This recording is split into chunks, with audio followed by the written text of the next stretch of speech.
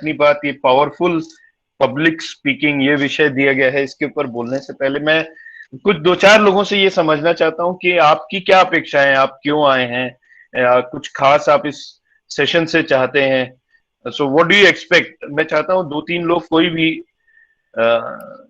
जिनका भाग्य आज बहुत अच्छा होगा वही सबसे पहले तीन लोग बोलेंगे। देखते हैं किसका भाग्य सबसे Yes, अच्छा है। Sir, good morning, sir. Good good morning, morning किसने सर। good कहा? morning, sir. Sangeeta Singh. Sir, I'm Bhilai. I'm a pass out student of St. Thomas College, Psychology. जी जी। Uh, as present, I am working in DPS Durg. Uh, okay okay I am okay a जी। student of Devjani Madam, Sumita Madam. And I am asking sir कि जैसा कि public power speaking तो handle हाँ, करना is a very difficult work. सामने वाला, अच्छा, हाँ, सामने कभी कभी तो हम लगता ओके। है कि हम समझा पा रहे हैं, पर कभी कभी ऐसा होता है कि हम जो समझाना चाह रहे हैं वो सामने वाला कुछ अलग अर्थ में लेता है, तो उस समय एक डिफिकल्टी आती है। उस समय लगता है कि हम तो सही हैं पर सामने वाले को हम ठीक से क्यों नहीं समझा पाए, तो उस समय हमारे में क्या कमी रह गई। ठीक है, जी एक ये पॉइंट है, जी बिल्कुल इसको एड्रेस करेंगे। और शायद रंजीत जी ने कुछ Good पूछने की morning, कोशिश sir. की। Can I ask? हाँ, Good Alka morning, Alka sir. जी बोलिए बोलिए। अलका, सौम्य और रंजीत, Yes, sir. तीन लोग और जी। Sir, I'm Alka Mahabe, a student of St. Thomas College and also the managing director of National NGO Youth Against Injustice Foundation. Sir, good. Sir मैं हमेशा sessions लेते रहती हूँ, लाइक अलग अलग टॉपिक्स पे। जैसे मैं एक ऑर्गेनाइजेशन में वर्क करती हूँ सर। मेरा टॉपिक रिलेटेड रहता है sexual abuse, child abuse. Sir वहाँ पे जो हम पब्लिक को देख के हम बोलते हैं, लाइक पब्लिक कितना अडेप्ट करती है, कितना समझती है हमको। तो सर जब हम स्टेज पे होते हैं कई बार हम डर जाते हैं, लाइक पब्लिक कैसे रिएक्ट करेगी हमारा टॉपिक, जैसे कि सेक्स जैसे वर्ड को सुन करके या रेप जैसे वर्ड को सुन करके, बिकॉज हमारी सोसाइटी उसको एक्सेप्ट नहीं करती है, उस वर्ड को एक्सेप्ट नहीं करती है। तो हम स्टेज पे जब भी जाते हैं एक हम कॉन्फिडेंट रहते हैं, बट स्टिल एक पीछे फियर रहता है कि वो ऑडियंस एक्सेप्ट करेगी कि नहीं करेगी, हमारी बातों को अच्छे से सुन के समझेगी कि नहीं। देन हमारी जो एक्सपेक्टेशंस होते हैं, जब उनका नेगेटिव व्यूज आता है हम वहाँ पे शांत हो जाते हैं। हमारे पास टॉपिक रहता है, हम बोलना चाहते हैं उनके लिए, पर उस सोसाइटी का एक मेंटालिटी को देख करके फिर हमें चुपचाप से पीछे होना पड़ता है। ठीक है, we will address this point also, but Thank good you, job sir. you are doing, keep doing it up, keep continuing Thank you. that, wonderful. Thank you so much, Yeah, sir. yes. दो questions और सौम्य जी। सिर्फ आज जानी madam, we have lot of female power, boys and gents are not asking any question, I don't know why. नहीं कुछ तो है, but I have seen they are more quite as compared to the girls. शांत है बेचारे सब जी। Yes, sir. Yes, Soumya Yes, ma'am. sir. हाँ बोलिए। Yes, I sir. am a speaker by passion, and I also used to say about women, and on many social and political issues also I used to say in public. And there I face that sometimes I can say, but sometimes when I used to do ASL or extempore, at that time I used to go nervous. I know अच्छा, each and nervous. everything, but then also I'm not able to express my views. At that point I have to say, or I can say I cannot give my 100%. I can give 90% or 95% there at extempo, but that 5% still remains.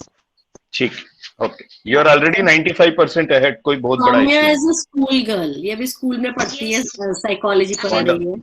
Wonderful, Yes, great. yes, last sir. Question. Yes, sir. I am a good speaker. रजत रजत रजत, अनु जी थोड़ा 2 minute रुकिए। रजत। Okay, sir. Okay. Morning sir.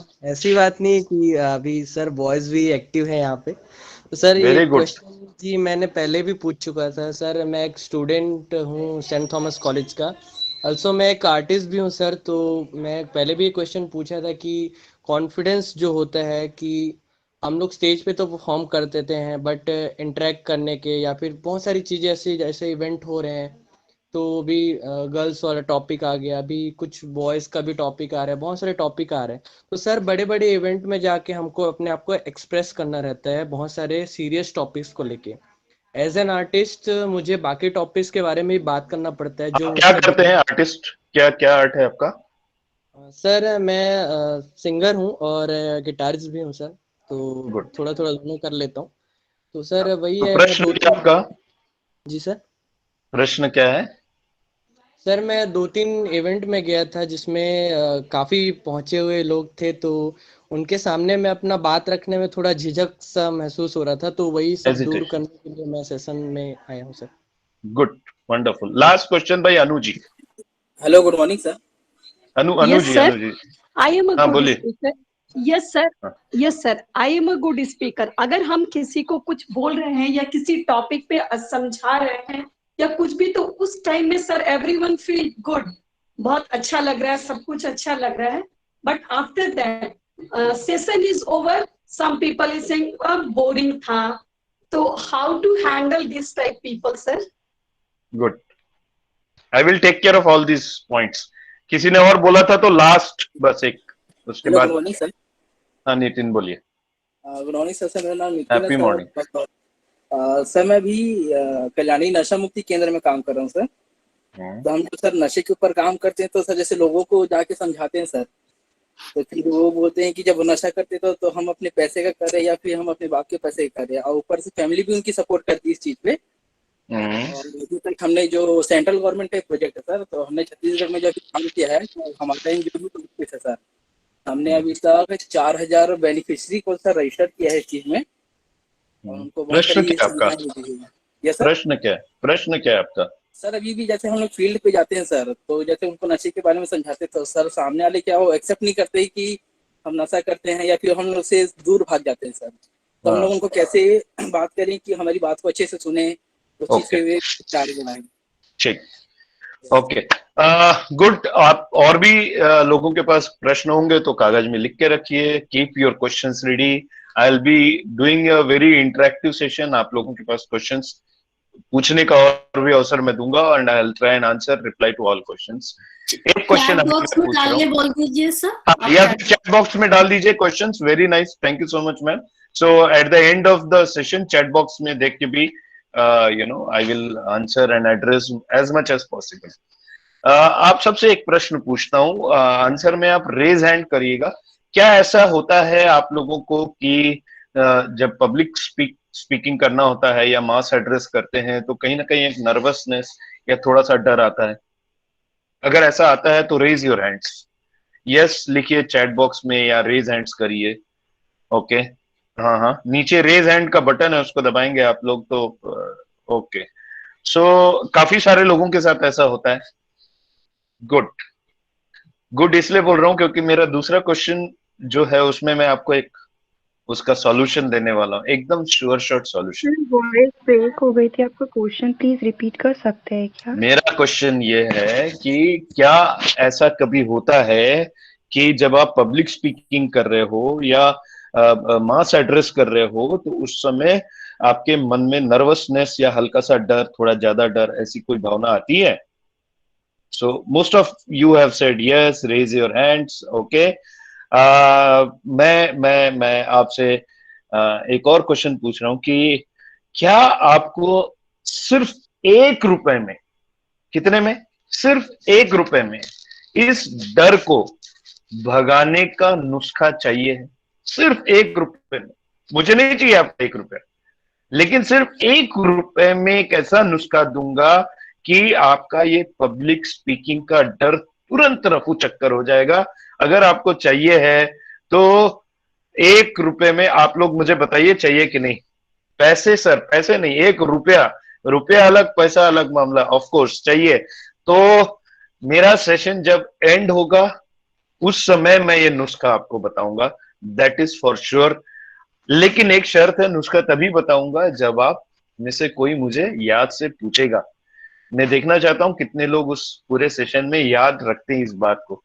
क्या होता है कई बार आगे part पीछे सपाट हो जाता है, तो जिसको 1 रुपए वाला नुस्खा चाहिए है वो मुझसे सेशन के एंड में ये चीज पूछे, मैं आपको जरूर वो नुस्खा बताऊंगा। एक व्यक्ति की कहानी बता रहा हूं आपको, एक व्यक्ति की कहानी बता रहा हूं।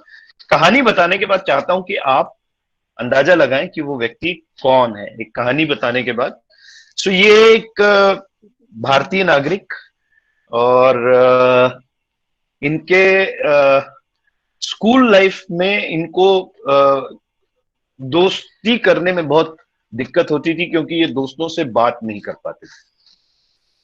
थोड़े बड़े हुए, कॉलेज लाइफ में गए, तो ये 4-5 लोगों के गैदरिंग को भी एड्रेस नहीं कर पाते थे। मतलब इनको लोगों को एड्रेस करना बड़ा मुश्किल होता था कि कैसे किस तरीके से बोले। इनको पैनिक अटैक्स आते थे, कई बार इनको पैनिक अटैक में चक्कर आना शुरू हो गया इस तरीके से।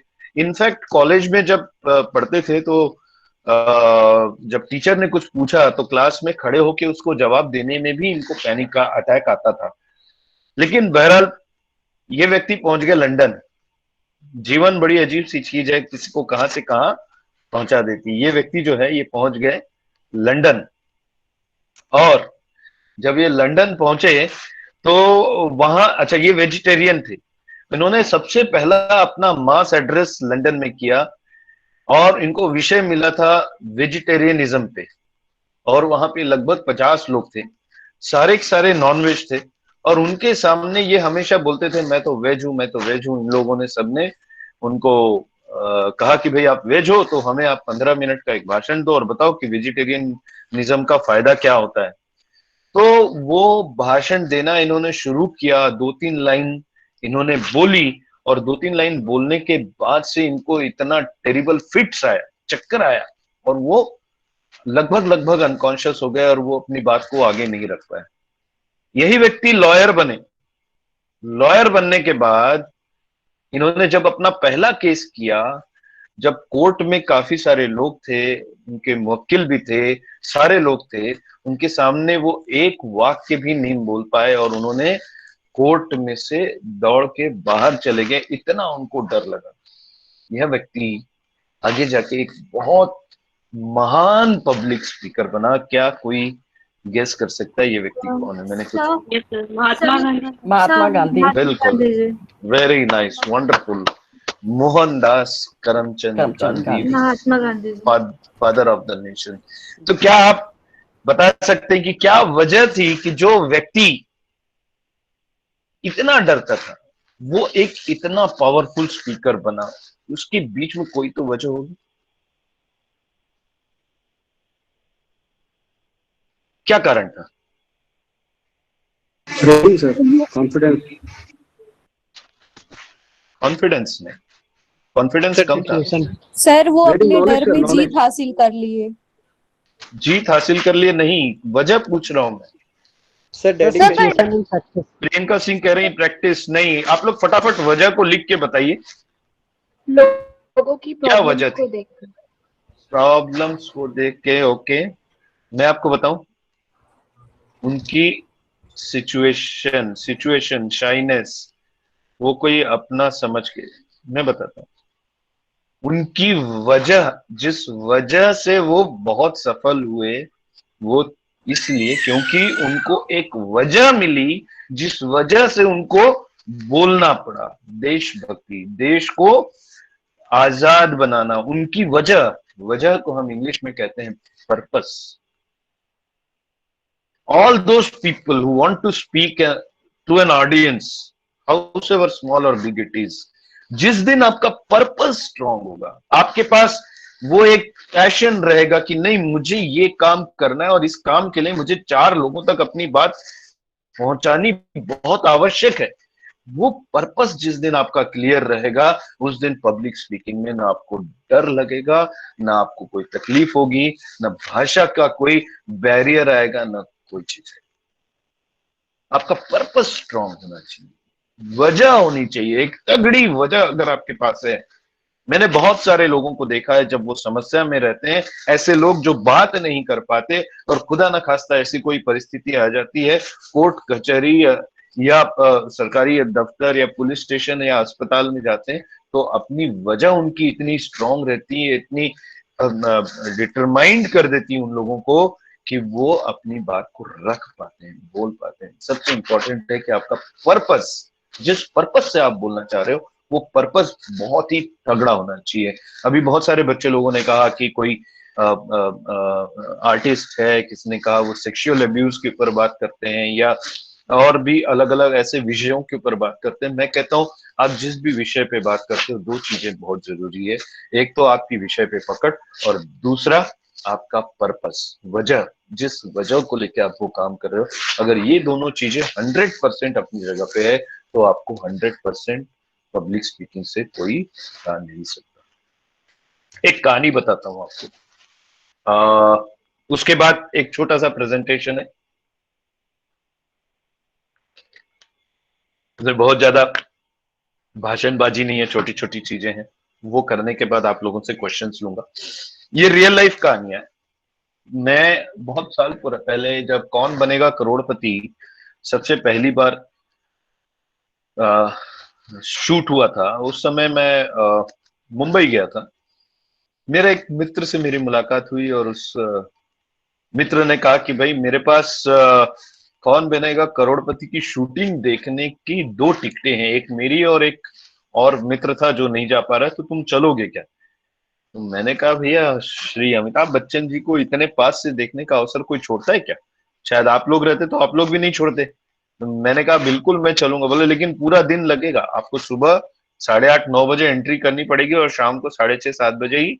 मैंने कहा यार आधे घंटे का 1 घंटे का शो था उसके लिए। बोले हाँ 1 घंटे के शो की जो शूटिंग होती है लगभग 6-7 घंटे उसमें लग जाते हैं। मैंने कहा ठीक है चलेंगे। कुछ पैसे भी लगे उसके, सारा चीज करके हम गए।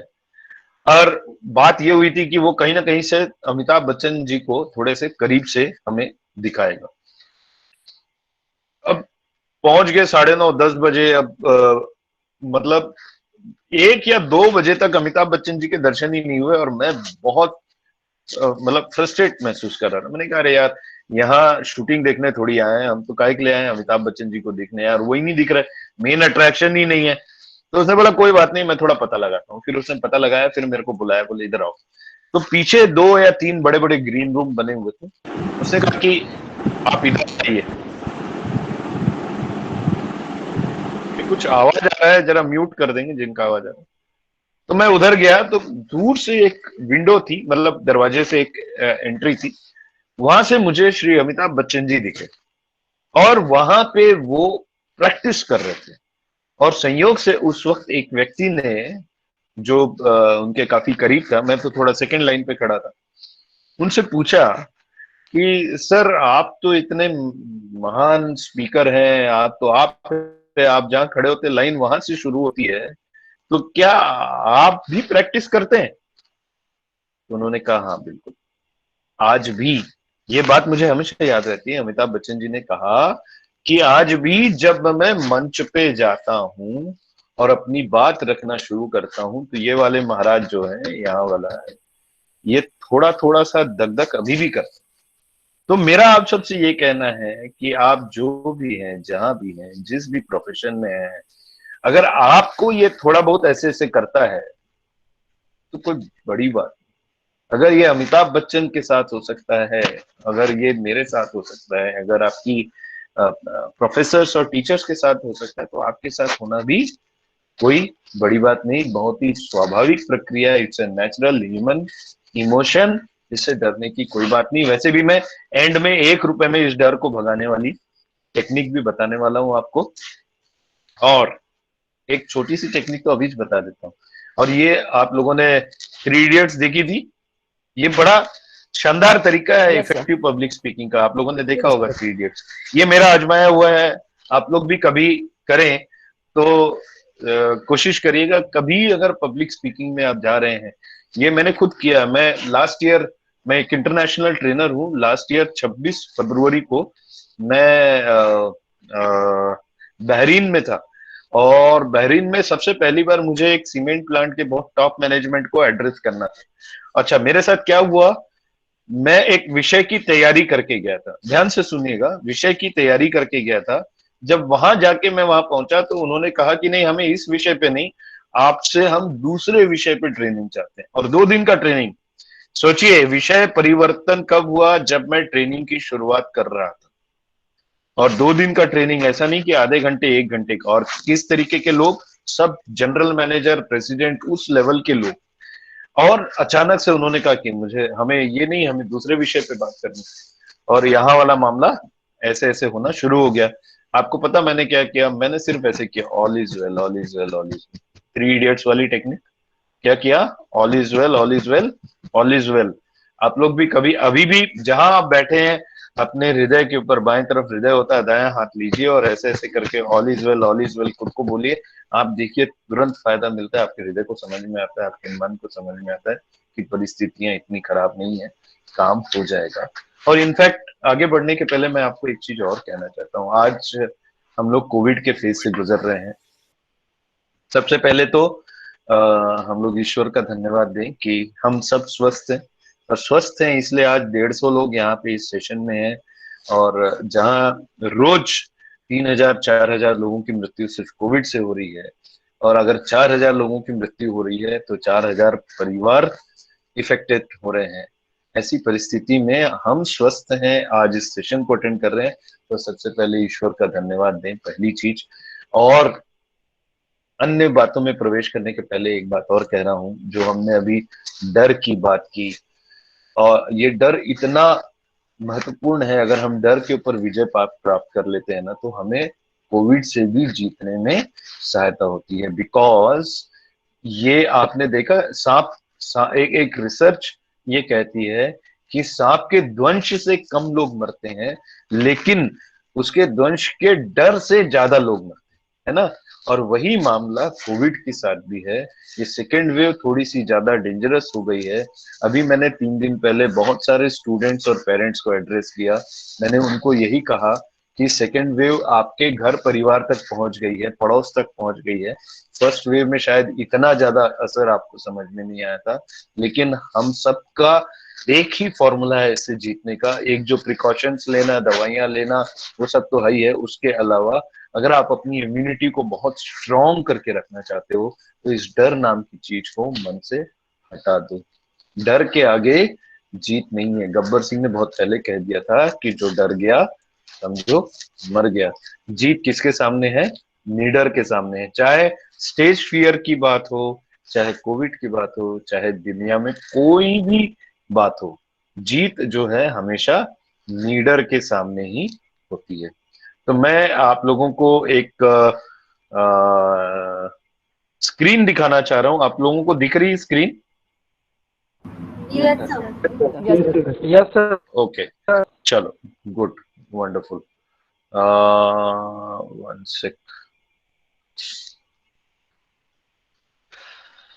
क्या दिख रहा है आपको? पीएम मोदी नरेंद्र मोदी जी की इमेज है। मित्रों, है ना? यस ये बताइए, क्या ये बचपन ये बहुत अच्छा भाषण देते हैं, नहीं देते हैं? देते हैं सर। देते हैं ना? शानदार। कॉन्फिडेंस से देते हैं। हम अभी कोई पॉलिटिकल ओपिनियन नहीं दे रहे हैं, लेकिन भाषण बहुत अच्छा देते हैं। सिर्फ देश में नहीं, विदेश में, अंतरराष्ट्रीय स्तर पे देते हैं, है ना। और मेरे को ये बताइए, क्या ये बचपन से ही ऐसे भाषण देते आए? नो क्या ये बचपन से ऐसा भाषण देते आए? No sir. इन्होंने भी भाषण देने की कला को सीखा है। मैं बताना ये चाह रहा हूं आप लोगों को कि पावरफुल पब्लिक स्पीकिंग, इसके 3 वर्ड्स हैं। पब्लिक स्पीकिंग, पावरफुल, पब्लिक और स्पीकिंग। देखिए, स्पीकिंग तो हम सबको आता है, हम सब बोलते हैं। हम बंद कमरे में भी बोल सकते हैं, 1-2 लोगों के साथ भी बोल सकते हैं। सिर्फ मामला कहाँ अटकता है? पब्लिक के सामने जब बोलने की बात आती है ना। बात जो स्पीकिंग, जो सबसे राइट साइड वाला वर्ड है, ऊपर जो आपको ग्रीन में 3 वर्ड्स दिख रहे हैं, पावरफुल, पब्लिक, स्पीकिंग, तो सबसे राइट साइड वाला वर्ड, ईश्वर ने हमें बोलने की क्षमता दी है। हे ईश्वर, तेरा लाख लाख शुक्रिया। बात करना तो हमें आता है, चाहे आप जिस भी भाषा में बात करते हो, बंगाली में, मराठी में, इंग्लिश में, हिंदी में। आगे बढ़ने से पहले एक बात बताता हूं।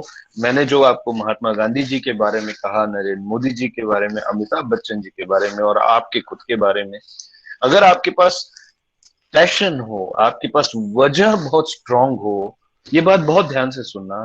तो आप किस भाषा में बोलते हो ये मायने नहीं रखता। वजह आप किस, जितनी भी स्ट्रांग हो, देखो आप एक माँ को देखिए, एक माँ को देखिएगा आप, जो माँ होती है वो अपने बच्चे से बात करती किस भाषा में बात करती है? ना वो जर्मन में बात करती, ना इंग्लिश में, ना हिंदी में, ना मराठी। वो बच्चे को तो कुछ भी नहीं आता, छोटे से बच्चे को, लेकिन माँ उसकी बात को उसको अपनी बातें समझा भी देती है, उसकी बात को समझ भी लेती है। स्पीकिंग कब हो पाता है? जब आपके पास यहाँ पे पैशन हो, आपके पास स्ट्रॉन्ग वजह हो। अब ये स्पीकिंग में दूसरा वर्ड जुड़ गया, क्या? Public.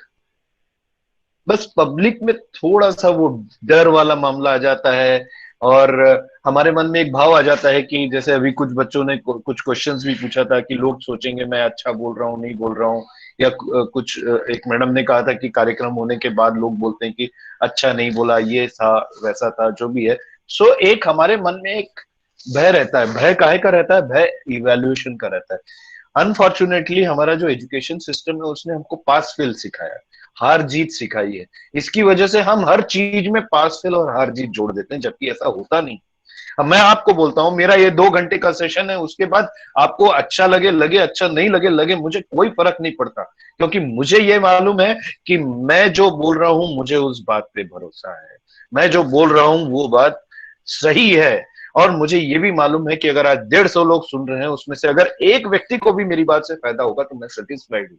Hardly matters, as long as मेरे पास पैशन हो, एज लॉन्ग एज मेरे पास पर्पस हो। सो स्पीकिंग के साथ पब्लिक का डर पैशन से दूर होता है, पर्पस से दूर होता है।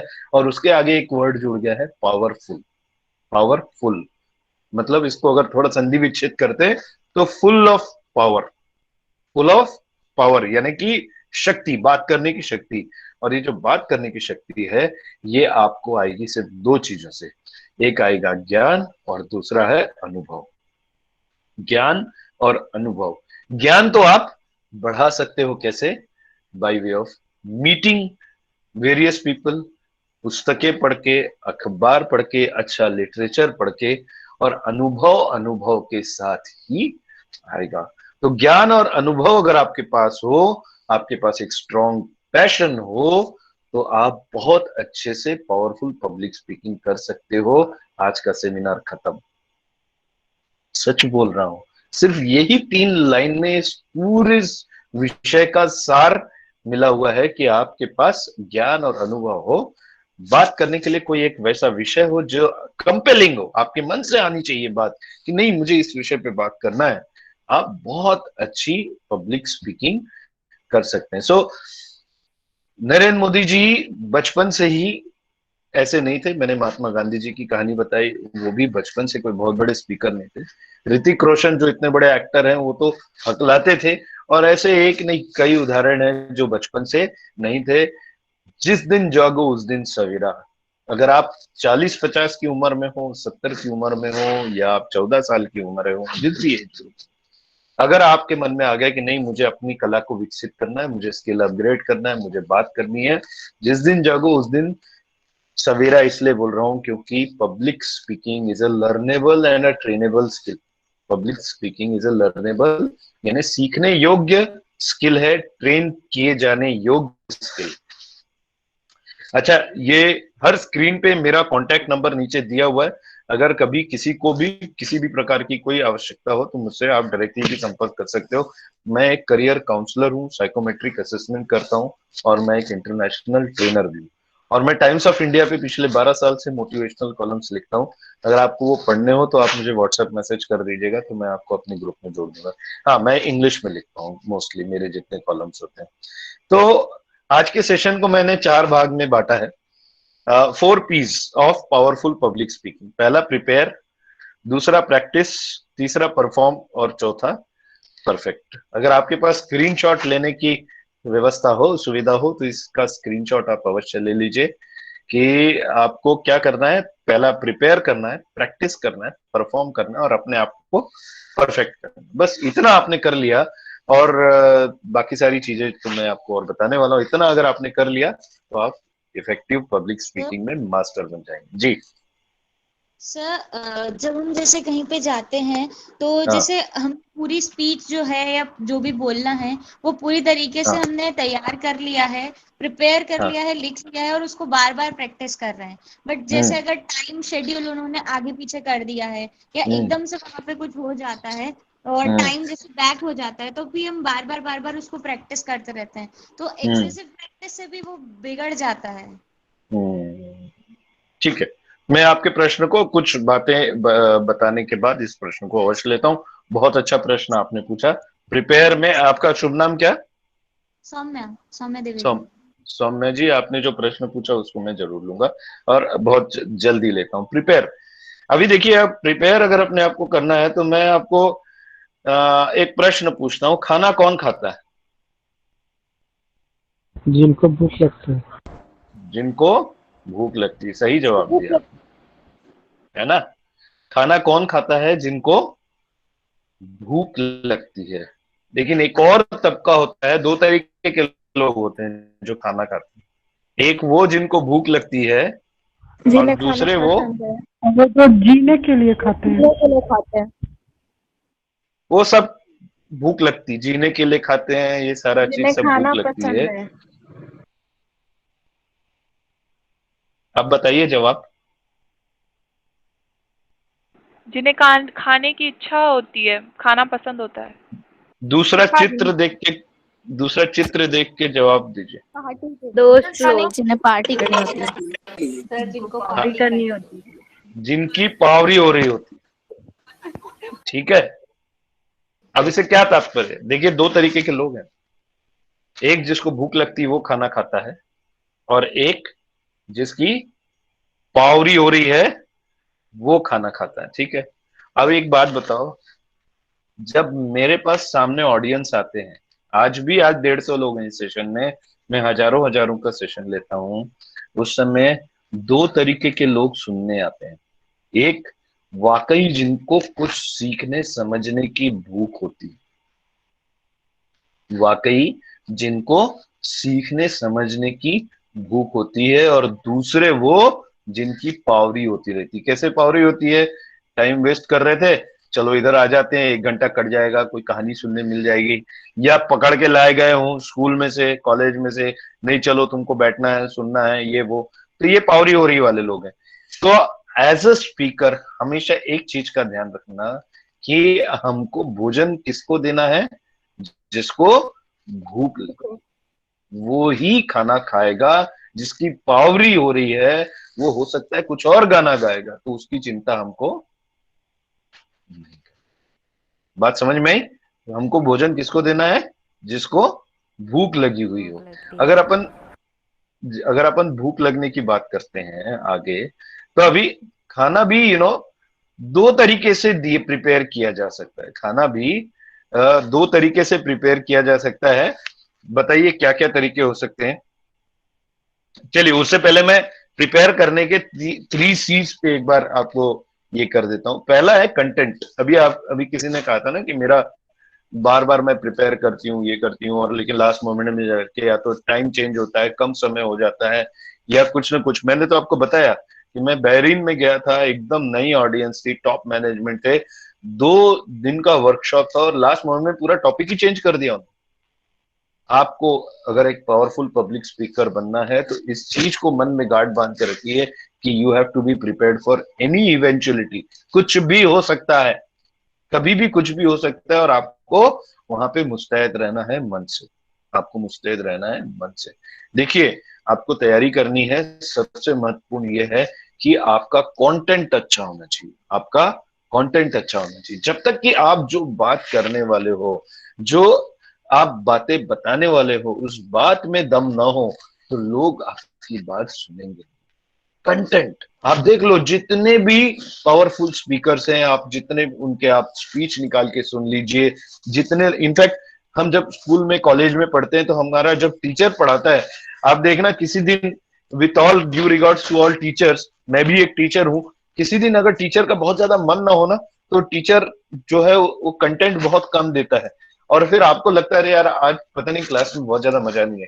लेकिन जिस दिन टीचर का बहुत मन रहता है या कोई एक कंटेंट होता है जिसके ऊपर टीचर की मास्टरी ज्यादा होती है, हर प्रोफेसर, हर टीचर हर विषय को, हर चैप्टर को बहुत अच्छे से नहीं पढ़ा। हम सबका अनुभव है, क्योंकि जिस विषय में शिक्षक की या बताने वाले की या गुरु की ज्यादा मास्टरी होती है, उस विषय में आपको भी पढ़ने में बहुत मजा आता है। क्यों? क्योंकि वहां पे कंटेंट मतलब जो आप पढ़ाने वाले हो, जो आप बोलने वाले हो, जो आप बातें करने वाले हो, उसका कंटेंट आपका बहुत स्ट्रांग होना चाहिए। ये बहुत ही ज्यादा आवश्यक है। दूसरी चीज क्रेडिबिलिटी। क्रेडिबिलिटी का क्या मतलब होता है बताइए? एक 3 C's में मैंने कहा कंटेंट, दूसरा है क्रेडिबिलिटी। क्रेडिबिलिटी का क्या मतलब हुआ? क्रेडिबिलिटी मतलब क्या हुआ? कोई बताइए। Sir, making means believing on the content which you have written. Believing in the speaker. Credibility से ज्यादा मैं कह रहा हूं आपको अपनी क्रेडिबिलिटी एस्टेब्लिश करनी बहुत ज्यादा जरूरी होती है। देखिए मैं आपको एक बात बताऊं, जब भी मैं बात करता हूं, जब भी मैं सेशन देता हूं, आज मैं अगर यहाँ पे 150 लोगों से बात कर रहा हूं तो मेरे लिए आप सब एक स्क्रीन में गोल गोल फिगर्स हैं, ब्लैक स्क्रीन है, गोल गोल फिगर्स हैं। अगर मैं फिजिकल सेशन करता तो मेरे लिए 150 इंसान है जिनको मैंने कभी देखा नहीं है। तो अगर मुझे एक पावरफुल पब्लिक स्पीकिंग करना है तो सबसे पहले मुझे उनका विश्वास जीतना पड़ेगा। सबसे पहले मुझे उनका विश्वास जीतना पड़ेगा। वो कैसे जीतूंगा? क्रेडिबिलिटी, मेरी क्रेडिबिलिटी एस्टेब्लिश होनी चाहिए। आपके मन में जिस दिन नहीं लगेगा, जिस मोमेंट पे, आज आप यहाँ क्यों टिके हुए हो, पिछले आधे घंटे से मैं बात कर रहा हूँ, क्यों लगे हुए? क्योंकि आपके मन में है कि नहीं, ये बंदा जो कुछ भी बोल रहा है शायद कुछ काम की बात हो, शायद सच बोल रहा हो, शायद इस बात में वजन है। ये क्रेडिबिलिटी आपके मन में है।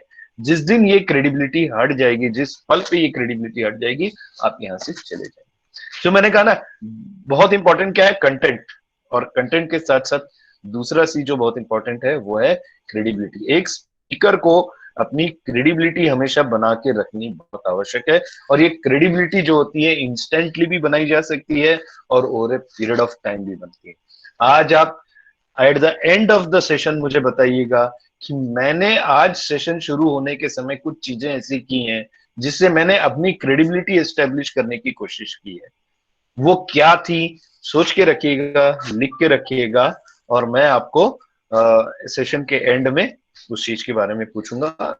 और नहीं भी पूछता हूं तो आप बताइएगा कि सर वो आपने ये चीज किया था, क्रेडिबिलिटी।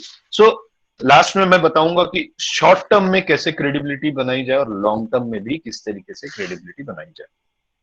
और जो तीसरा सी है वो है कन्विक्शन। तीसरा सी है वो है कन्विक्शन। अब कन्विक्शन क्या चीज होती है?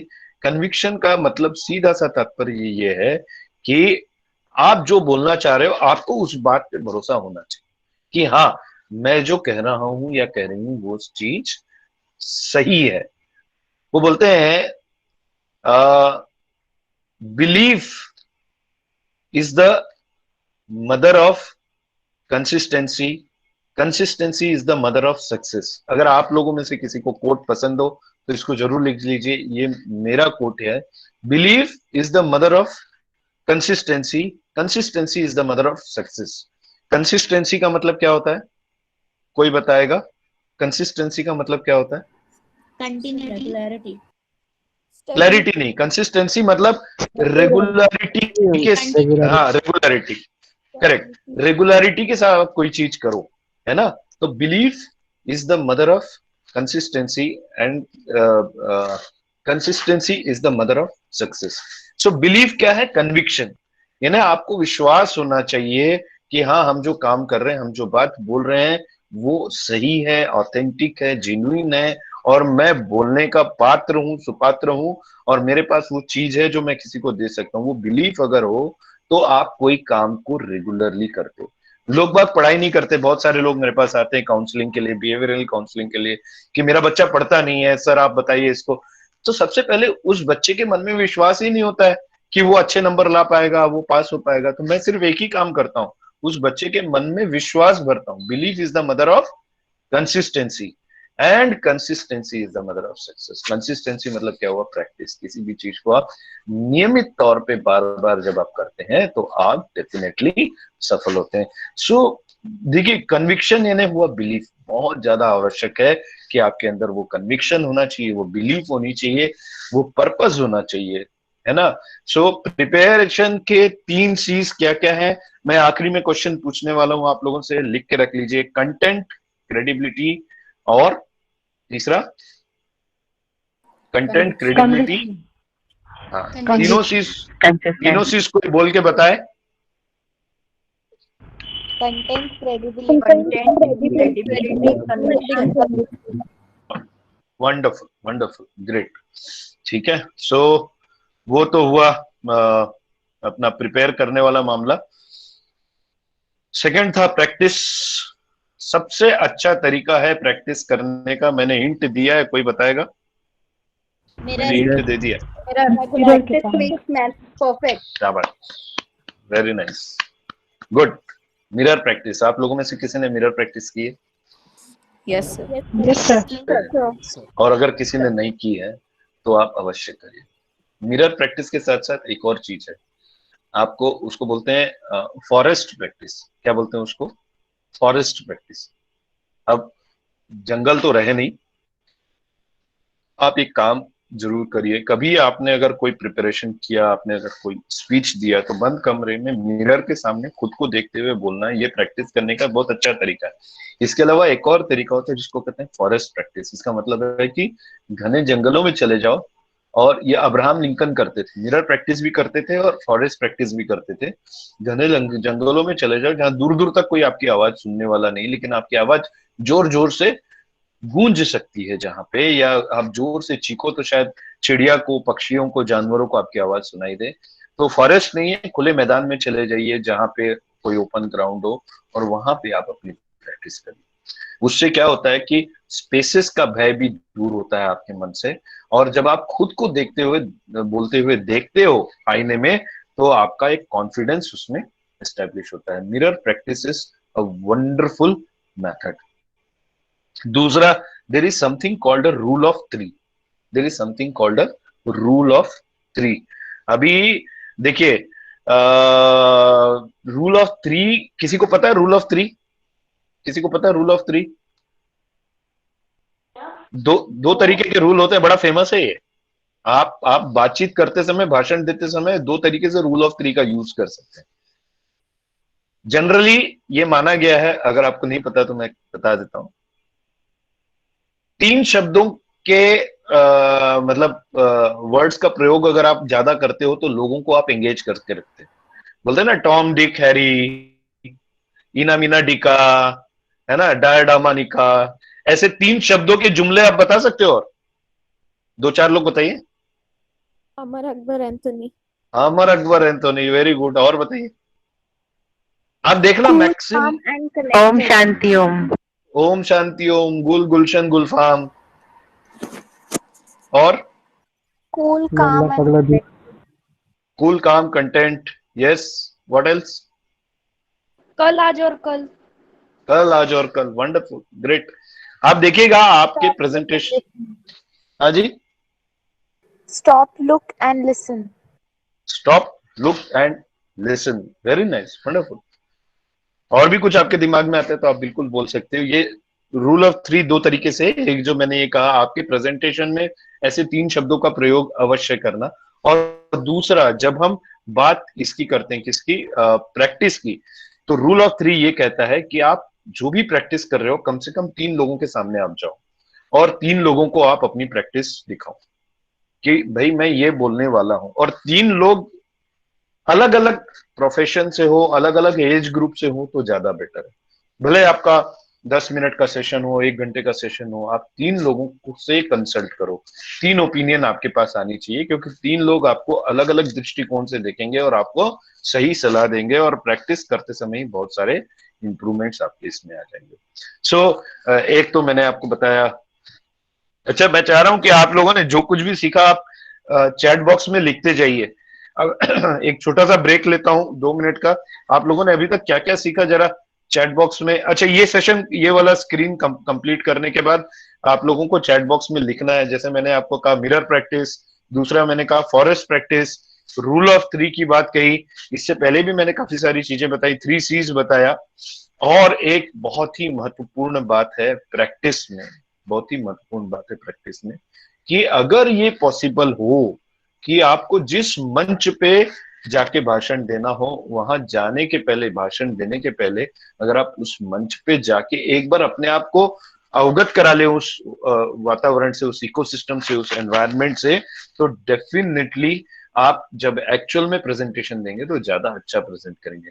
मैंने जितने भी अपने इंटरनेशनल फिजिकल सेशंस किए हैं, अगर मेरा कल सेशन है तो मैं एक दिन पहले पहुंचता हूँ, एक दिन पहले मैं मेहनत करके 1 घंटा 2 घंटा भले टाइम लगे, मैं उस हॉल में जाता हूँ, वहां जाके मैं उस पूरी दीवारों को देखता हूँ, दीवारों को मैं नमस्ते करता हूँ, कुर्सियों को देखता हूँ, हाय हेलो करता हूँ, कुर्सियों से मुस्कुराता हूँ, उस हॉल में मुस्कुराने की प्रैक्टिस पहले से कर लेता हूँ ऑडियंस के आने के पहले। और मैं आपको बताऊं ये इतनी स्ट्रॉन्ग टेक्निक है, जिस दिन आप इस टेक्निक को यूज कर लोगे आपका भय एकदम दूर। 1 रुपए वाली टेक्निक तो कर बताऊंगा ही, उससे पहले ये सारी चीजें बता दे रहा हूं जिससे कि आपका भय एकदम दूर हो जाएगा। तो चलो एक छोटा सा 1 मिनट का ब्रेक लेते, ब्रेक में कहीं जाना नहीं, हम लोग सिर्फ डिस्कस करेंगे कि आप लोगों ने क्या क्या सीखा, क्या क्या। सो फटाफट मैं चाहता हूं सभी लोग कुछ ना कुछ अपनी लर्निंग इसमें जरूर शेयर करें। कुछ लर्निंग हुई है, नहीं अगर हुई होगी तो रेज हैंड करो, नहीं हुई होगी तो आप वैसे ही चले जाओगे, और चले जा सकते हो, कोई प्रॉब्लम नहीं। मेरा तो उसूल एकदम क्लियर है, अगर एक व्यक्ति को भी फायदा है तो मैं आखिरी तक रहूंगा 100%, मैं अपना 100% दूंगा। घोड़े को भूख लगेगी तो पानी पिएगा, नहीं तो क्या करेगा, पावरी करेगा वो। तो कुछ लोग पावरी कर सकते हैं, कोई प्रॉब्लम नहीं, लेकिन भूख है, प्यास है तो पानी जरूर पियो। तो बताइए चलिए क्या क्या सीखा, कुछ लोगों ने मैसेज डाला है, मैं देखता हूं। ओके, नकुल जी कह रहे हैं सिचुएशन शाइनेस, सिचुएशन, ये सिचुएशन, अच्छा ये पुराने मैसेज है, अच्छा अच्छा अच्छा, okay okay, sorry. Belief is the mother of consistency. Consistency is the mother of conviction. Very good. Knowledge, practice, prepare, conviction. Very nice, Soumya ji. Correct. Content, credibility, conviction. आपने देखा इसमें भी rule of 3 लगा है, content, credibility, conviction. How to bind everyone with yourself while presenting. 1 रुपए वाली credibility नहीं थी भाई, credibility का आंसर दूसरा है अमन। We should give खाने भूखे को खाना, अच्छा अंजलि 3 C's 4 P's, चलो गुड। चलिए काफी सारे रिप्लाईज हैं, सो मुझे लग रहा है कि मामला ठीक जा रहा है। जितना मजा मुझे आ रहा है आप लोगों को भी उतना ही मजा आ रहा है, ये मुझे समझ में आया। देखो क्या है, मजा दोनों तरफ से बराबर होना चाहिए ना, नहीं तो क्या है मेरे को मजा आते रहे और आप लोग को सजा लगते रहे तो क्या मतलब है, फिर ऐसे सेशन को करके कोई मतलब नहीं होता। मैं तो ऐसे टेस्ट करते रहता हूँ, जहां लगता है कि लोग बोर हो रहे हैं तो जयराम जी की करके सेशन को जल्दी खत्म कर देता हूँ। भैया तुम भी खुश रहो, हम भी खुश रहते हैं, ठीक है। सो एक अभी किसी ने पूछा था कि मैं मेमोराइज कर लेती हूँ और मेमोराइज करने के बाद दिक्कतें जाती है, तो मैं आपको एक बात बताऊं, कभी भी मेमोराइज ना करो, कभी भी मेमोराइज ना करो। कोई इसमें आपके मत मेमोराइज, आप लोग बोलोगे अरे याद नहीं करे तो क्या करे भाई, याद नहीं करे तो क्या करे बताइए। मेमोराइज अगर आपने किया, रटंती किया, घुटंती किया, और तो आप फिर मान के चलो कि सक्सेस के चांसेस कम हो जाते हैं। कभी भी मेमोराइज नहीं करो, only use flash card with keywords, use flash card with keywords. Flash card है इस तरीके के छोटे कार्ड्स, तो मोबाइल है ऐसे, इतना कार्ड आप रखिए जिसके अंदर आप कीवर्ड्स लिख लीजिए कि मैं स्टार्टिंग में ये बोलने वाला हूँ, उसके बाद ये बोलने वाला हूँ, ये बोलने वाली हूँ, जो भी हूँ। और दूसरा आप देखिएगा कि अगर आप फ्लैश कार्ड नहीं यूज कर सकते तो आप देखो मेरे जो प्रेजेंटेशन है कितने शब्द रहते हैं एक स्क्रीन में, कितने शब्द रहते हैं एक स्क्रीन, 5। वो ऊपर नीचे के आप छोड़ दिए जाए, जो 10 आप 10-12 उसमें से ऊपर नीचे के शब्द छोड़ दिए जाए, मेन कंटेंट कितना रहता है, 3 या 4 शब्द बस। वो आपको अगर मालूम है कि आपको इस विषय पे बोलना है और विषय पे आपकी पकड़ है, आपके पास वो पर्पस स्ट्रांग है, पैशन है, जो महात्मा गांधी को महात्मा गांधी जी को ये था कि मुझे देश को आजाद कराना है, वो पर्पस था, वो स्ट्रॉन्ग पर्पस था। और उसके बाद रेफरेंस के लिए मैंने क्या किया कि हाँ मेरे पास स्ट्रॉन्ग पर्पस क्या है। मुझे देवजानी मैडम और सुमिता मैडम ने बोला कि मेरे पास इतने सारे पार्टिसिपेंट्स हैं जिनको आप कुछ तो दो सर। मैंने कहा ठीक है, अगर आप चाहते हो कि मैं उनको पब्लिक स्पीकिंग के बारे में बात करूं, I will do my best. मेरे पास वो पर्पस, मैंने वो काम, ये जो मैं काम कर रहा हूँ उस पर्पस से कर रहा हूँ। मैंने कुछ शब्द सिर्फ नोट करके रखे जो आपको भी शेयर कर रहा हूँ, ये है। सो पर्पस और आपके जो की वर्ड्स है, पर्पस होना चाहिए। की वर्ड्स को आप छोटे से कार्ड में रख सकते हैं। ये तो प्रेजेंटेशन है, अगर आपके पास प्रेजेंटेशन नहीं है तो आप क्या कर सकते हो, जैसे ताश के पत्ते रहते हैं वैसा छोटा सा कार्ड जेब में रखो। और एक और बहुत महत्वपूर्ण बात आपको बता रहा हूं, सभी लोग बिल्कुल ध्यान से सुनना, ये बात बहुत ही ज्यादा महत्वपूर्ण है। और इसका ये बात ये कि अगर प्रेजेंटेशन देते समय आपको कागज देखना पड़े तो शर्माने का नहीं। क्या समझ में आया? प्रेजेंटेशन देते समय अगर कागज देखना पड़े तो शर्माने का नहीं, लेकिन कागज पढ़ के ही प्रेजेंटेशन दे रहे हो तो ऐसा प्रेजेंटेशन देने का नहीं। लेकिन कागज देख के ही प्रेजेंटेशन दे रहे हो तो ऐसा प्रेजेंटेशन देने का नहीं। आपके पास मन में बात होनी चाहिए, आपके पास आइडिया होना चाहिए, और रेफरेंस के लिए आप कीवर्ड्स को यूज कर सकते हो। कोई प्रश्न है इस बात पे? यस मैम, मेरा I have a question sir. Sir एक बहुत ही फेमस टेक्निक है ब्रेन स्टॉर्मिंग टेक्निक। तो सर क्या that technique can help us to be a powerful speaker? मैंने जो आपको रूल ऑफ 3 बताया ममता जी, वो क्यों बताया? रूल ऑफ 3 ये कि आप 3 लोगों को अपना प्रेजेंटेशन दिखाओ। जब आप 3 लोगों को प्रेजेंटेशन दोगे तो उससे क्या होता है, एक बार 3 बार रिपीट होता है। 3 लोगों से, अच्छा 3 मतलब टॉम डिक एंड हैरी को तो आप नहीं लोगे, आप किसी 3 ऐसे लोगों को लोगे जो एक प्रॉपर ऑडियंस हो या ऑडियंस से एबोव हो, जो उस चीज को समझता हो। That is again a way of brainstorming. आपने 3 लोगों के ब्रेन पे अपनी बात को पहुंचाया और उनका आपने फीडबैक लिया। ठीक है, it's a very powerful technique, it definitely works. हाँ जी, थैंक यू सर।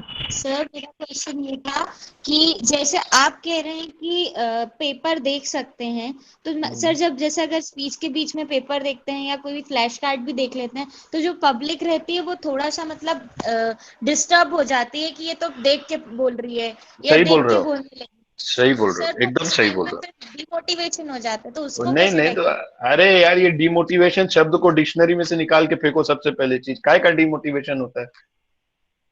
वो दिमाग से हटा दो, डिमोटिवेशन नाम की कोई चीज है। अरे थोड़े स्मार्ट बनो ना। मैं तो पोडियम रखता हूँ, अगर मेरे को डर लगता है तो पोडियम रखता हूँ, पोडियम में चिपका के रख देता हूँ कागज को, और बात करते करते धीरे धीरे आप उधर देखो। सिंपल सी बात। सर बट जैसे अगर पोडियम ना रहे और स्टैंड अप जैसे सेंटर ऑफ द स्टेज मिल जाए तो? हाँ, पोडियम ना रहे, सेंटर ऑफ द स्टेज मिल जाए तो मैडम ये फोन रखो, फोन पे, अच्छा फोन आया मेरा एक, ओके इसकी, अरे बहुत तरीके हैं, और 2-4 बार प्रैक्टिस करोगे ये सब तरीके, आगे जाके आपको बताऊं मैं, कल मेरे को मैडम का फोन आया था कि, हालांकि 5-7 दिन पहले आया था फोन, कल मेरे को फोन आया कि आप सर आपको याद है कि नहीं, कल बोलना है। और कल मेरे पास दिन भर कोई टाइम नहीं था, दिन भर कोई टाइम नहीं था। आज सुबह मैंने सोचा चलो ठीक है मैं कंटेंट को डेवलप करता हूँ, मैंने आज सुबह कंटेंट डेवलप किया। और दूसरी चीज एक और बताता हूँ, मतलब बात निकली तो शेयर कर दो। 1 घंटा मैंने थोड़ा सा वर्क किया उसके ऊपर, चाय वगैरह पी के। उसके बाद मेरे को खबर मिली कि मेरे डिस्टेंट के रिलेशन में 2 लोगों की कोविड से डेथ हुई, और 1-1.5 घंटा हम लोग वही सारी चीजों में उलझे हुए रहे। ये लगभग मैं 10:30 बजे ही थोड़ा बहुत अपने आप को कंसोलिडेट कर पाया हूँ ये सेशन देने के लिए। मैंने आपको बोला ना, all is well, all is well, all is well. कौन क्या सोचता है क्या नहीं, आपको एज अ स्पीकर, अगर पब्लिक पावरफुल स्पीकर बनना है तो आपको हमेशा तैयार रहना है हर तरीके की इवेंचुअलिटी। और ये छोटे मोटे, मैंने कागज देख लिया तो लोग डिमोटिवेट हो गए, लोगों का सोचो, कुछ तो लोग कहेंगे, लोगों का काम है कहना, है ना। आप अपनी तरफ से अगर ईमानदार हो, आपको मालूम है आपके पास पैशन है, आपके पास कंटेंट है, आप जो बोलना चाहते हो उस बात में दम है, तो कोई आपको रोक नहीं सकता। आपकी बात दिल तक पहुंचेगी, 100% पहुंचेगी। दूसरा ये है, ये कभी भी आप ही के प्रश्न का उत्तर दे रहा हूं कि ये मत सोचो कि आप सबको खुश कर सको। मैंने बोला ना, कुछ लोग को भूख लगती इसलिए खाते हैं, कुछ की पावरी होते रहती। जिसकी पावरी हो रही है वो अच्छे से अच्छे भोजन में भी खुश नहीं होगा। अब जिसको भूख लगी है, आप उसको खिचड़ी खिला दोगे तो वो बहुत खुश हो जाएगा। सो आपकी ऑडियंस हमेशा ऐसी होनी चाहिए कि जिसको भूख लगी, लेकिन ऑडियंस आप डिटरमाइन नहीं कर सकते। आप इतना डिटरमाइन कर सकते हो कि भाई मैं सबको खुश नहीं करूं। अगर मेरे पास 500 लोग मेरा कार्यक्रम सुन रहे हैं, मैं मान के चलता हूं कि 20% तो पावरी के लिए आए हैं, 80% को तो मैं खुश करके चलूं। प्रोपोर्शन कुछ भी हो सकता है, time to time, case to case. और भय से, मैंने बोला ना, डीमोटिवेशन के, be don't be scared of failure. Failure से घबराओ नहीं। महात्मा गांधी जी के कितने फेलियर्स मैंने बताया, अब्राहम लिंकन जी के कितने फेलियर्स, ऐसे तमाम लोग हैं, उनके हजारों फेलियर्स। जितने ज्यादा फेलियर होंगे उतने ज्यादा आप स्ट्रांग बनो। ये फेलियर्स जो होते हैं कुछ नहीं, माइलस्टोन्स होते हैं, आपको कुछ सिखा के जाते हैं, आपको और ज्यादा स्ट्रांग बना के जाते हैं, आपको परफेक्ट बना के जाते हैं। Don't be afraid of failures. और तीसरा पी था परफॉर्म। देखिए मैंने वही बात की कि किसी को भूख लगी, आप खिचड़ी खिला रहे हो, लेकिन थोड़ा सा आप ज्यादा अच्छा कैसे कर सकते हो? थोड़ा सा अच्छा, ज्यादा अच्छा कैसे कर सकते हो? प्रेजेंटेशन के साथ। Wonderful. And add some veggies, थोड़ी जी? चटनी एंड कुछ क्या बात है? वेजिटेबल्स ऐड कर सकते हैं, चटनी दे सकते हैं। मुंह में पानी आया कि नहीं आया ये सब देख के? यस सच बताओ आ गया यार। सर। आ गया ना? बस यही करना है। परफॉर्मेंस में आपको यही करना है और कुछ नहीं। कैसे?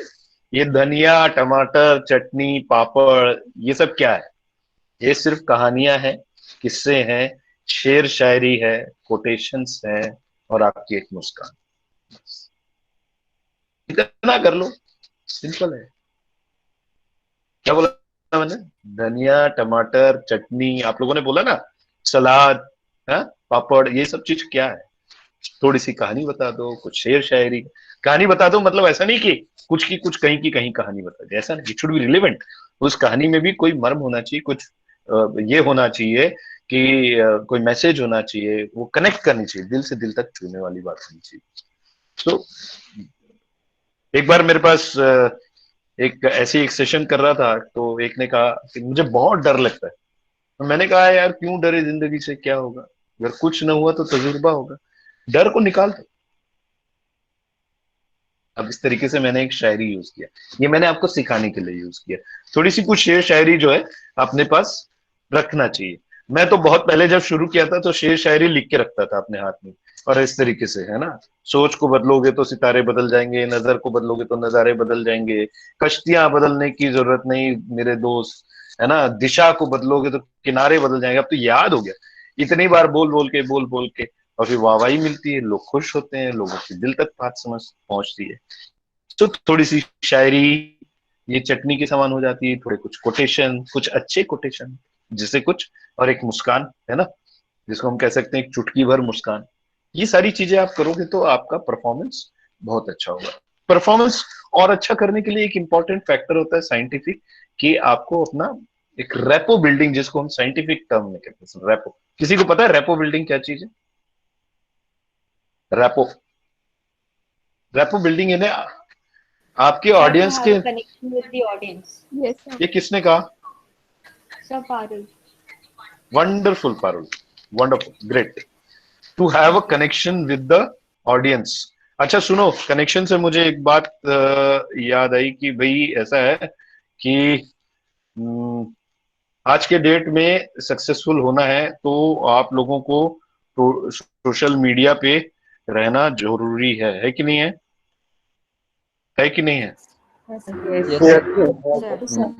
मैं ट्विटर पे @वरवंटकर के नाम से हूँ। आप लोग सब मुझसे ट्विटर पे कनेक्ट होइए। ट्विटर पे नहीं है तो ट्विटर पे अकाउंट बनाइए। फेसबुक पे भी इस नाम से हूँ, इंस्टाग्राम पे भी। इंस्टाग्राम पे मैं @my.अगला कदम के नाम से हूँ। वहां पे आप जुड़िए। मैं बहुत सारी इंस्पिरेशनल बातें, पॉजिटिव बातें, आपको प्रोत्साहित करने वाली बातें रेगुलरली शेयर करते रहता हूँ। आपको जरूर यूजफुल होगी। और आपको कभी भी मुझसे कुछ भी पूछना है, ट्विटर या इंस्टाग्राम या फेसबुक पे आप तुरंत मुझसे पूछ सकते हैं। मैं बहुत फास्ट रिस्पॉन्ड देता हूँ। ये बात मैं आपको बताना चाहता था। और अगर नहीं हो, आपको एक बात बताऊं, थोड़ा सा विषय से भटक रहा हूँ। एक जमाने में एक अगर चौकीदार को भी सफल होना होता था ना, तो चौकीदार को सिर्फ दौड़ने भागने की और थोड़ी सी शक्ति की जरूरत होती थी। आज चौकीदार को भी अगर अपनी जॉब में सक्सेसफुल होना है तो उसको डिजिटल होना पड़ता है, उसको ऐप चलाना पड़ता है। आप बड़े शहरों में देख लो, गेटेड सोसाइटीज है, चौकीदार को भी ऐप में एंट्री करनी पड़ती, कब आया कब गया। तो आने वाला जमाना खास करके post Covid totally app based है, डिजिटल बेस्ड है, और आपका जो नेटवर्क है पूरा सोशल नेटवर्क ही रहेगा। आपको हर फील्ड पे रहना चाहिए, हर प्लेटफॉर्म पे, कू पे भी रहो, ट्विटर पे भी रहो, लिंक्डइन पे भी रहो, फेसबुक पे भी रहो, और जितने हैं उन सारे अच्छे प्लेटफॉर्म्स पे आपको रहना चाहिए। तो बात अगर हम अभी कर रहे हैं, मेरा स्क्रीन आप लोगों को दिख रहा है क्या?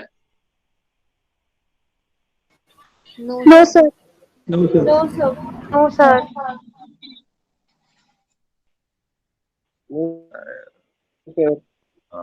अभी दिख रहा है ना? नो तो सर। आप में से किसी No, sir.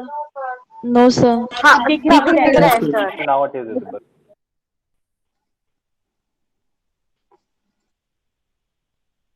रेपो यानी आपके दिल से सामने वाले के दिल तक बात पहुंचनी चाहिए। इसे तरीके होते हैं, मैं आपको बता देता हूँ, ठीक है?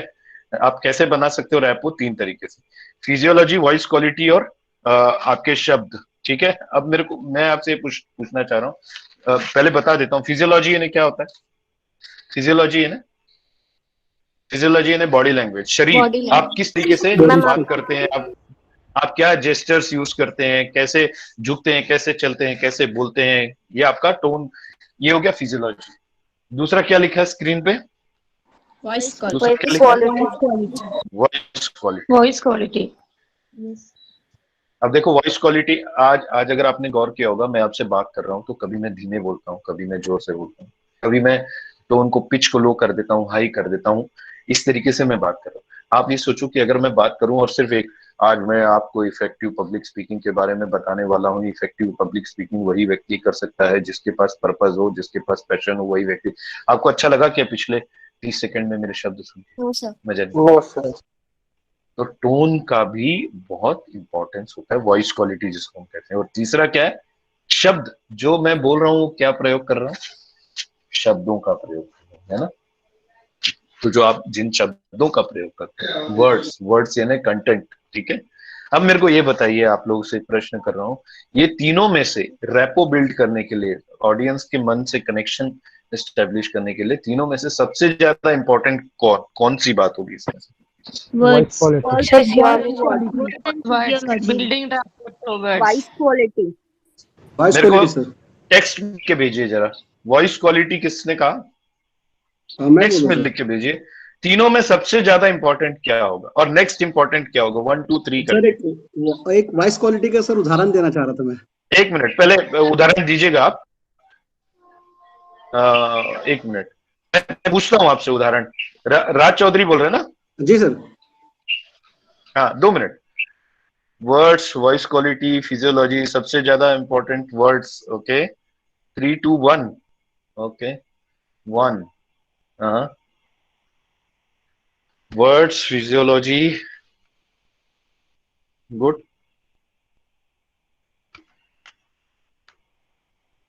चलिए, आपका मैं आंसर्स देख रहा हूं, 2 3 1 3 1 2।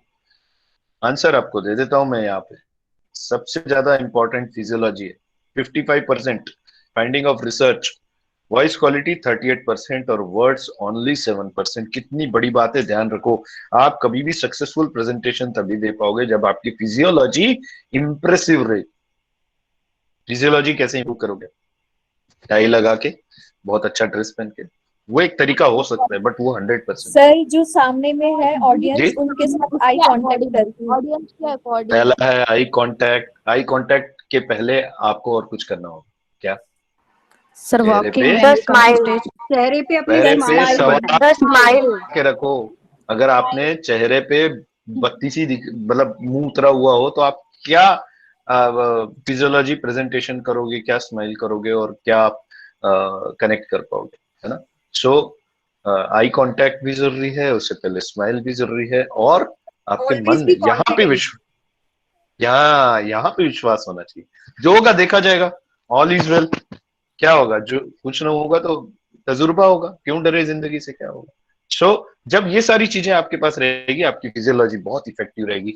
बॉडी लैंग्वेज, बॉडी जेस्चर, आपने देखा होगा मैं बात करता हूँ, मेरे हाथ कितने हिलते, कहीं ना कहीं मैं अपने हाथों से आपकी नजरों को, आई मूवमेंट को भी कंट्रोल करता हूँ और उससे आपके दिमाग तक बातें जाने का, पहुंचाने का प्रयास करता हूँ।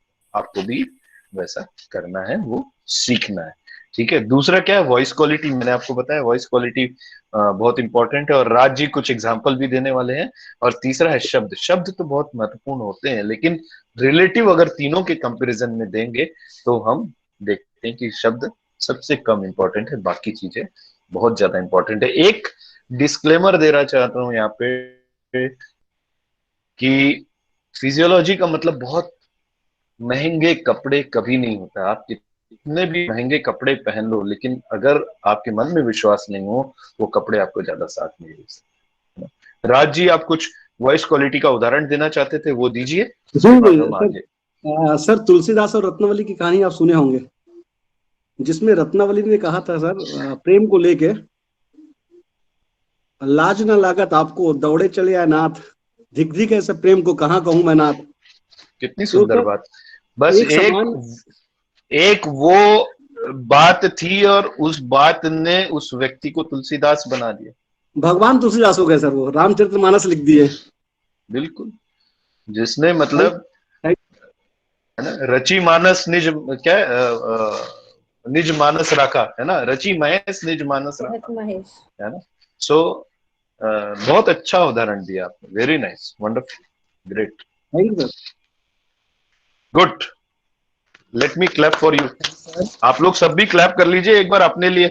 मेरे लिए तो कर नहीं रहे हो, तो अपने लिए कर लीजिए, है ना भैया। वर्चुअल वर्ल्ड है तो कुछ नए इन्वेंशन हम लोग को भी करते रहना चाहिए। हाँ, थैंक यू सो मच। मेरे लिए भी, मैं भी करूं।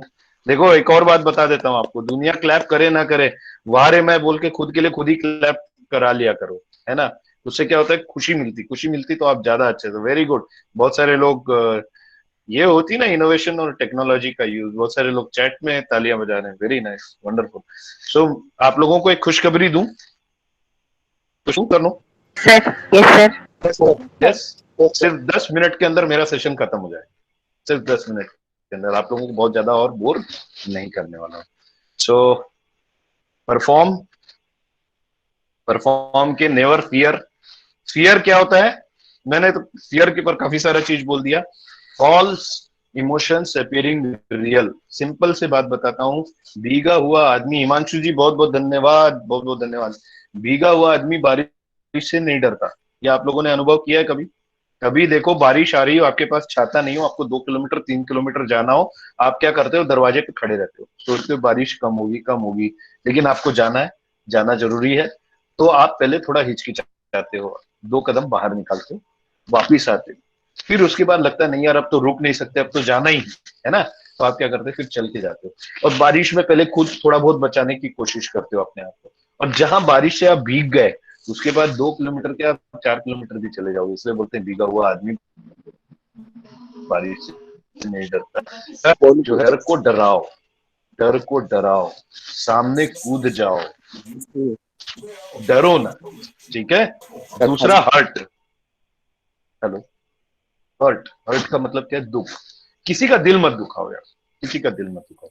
बोलते समय, बात करते समय किसी का दिल मत दुखाओ। किसी किसी के ऐसी बातें मत करो जो किसी के धर्म से संबंधित हो, किसी के किसी की निजी मान्यताओं से संबंधित हो। ऐसे उदाहरण मत दो, ऐसी बातें मत करो जिससे किसी का दिल टूटे या दुखे, है ना। वो अच्छी दुआएं नहीं देगा और आपको खुद को मजा नहीं आएगा। हो सकता है कल को कंट्रोवर्सी क्रिएट हो जाए, क्या मतलब। और बॉसगिरी मत करो, बॉसगिरी मत करो, दादागिरी मत करो। मैं आज आप लोगों से भाषण कर रहा हूँ, कुछ 1 मिनट भी दादागिरी किया क्या? आज राज जी ने बोला तो मैं सिर्फ बोला राज जी प्लीज, थोड़ा सा प्लीज बोल के काम करो ना। बॉस बोल के काम नहीं होता, प्लीज बोलो तो सामने वाला खुश भी हो जाता है। लेकिन एकदम एटीट्यूड दिखा के, बॉसगिरी करके, दादागिरी से अगर आप बोलना चाहोगे तो आपका परफॉर्मेंस अच्छा नहीं है। I am here to present session on this that, ये वो, this will never work. So ये 2-3 छोटी छोटी चीजें हैं, इसको आपको ध्यान में रखना है। और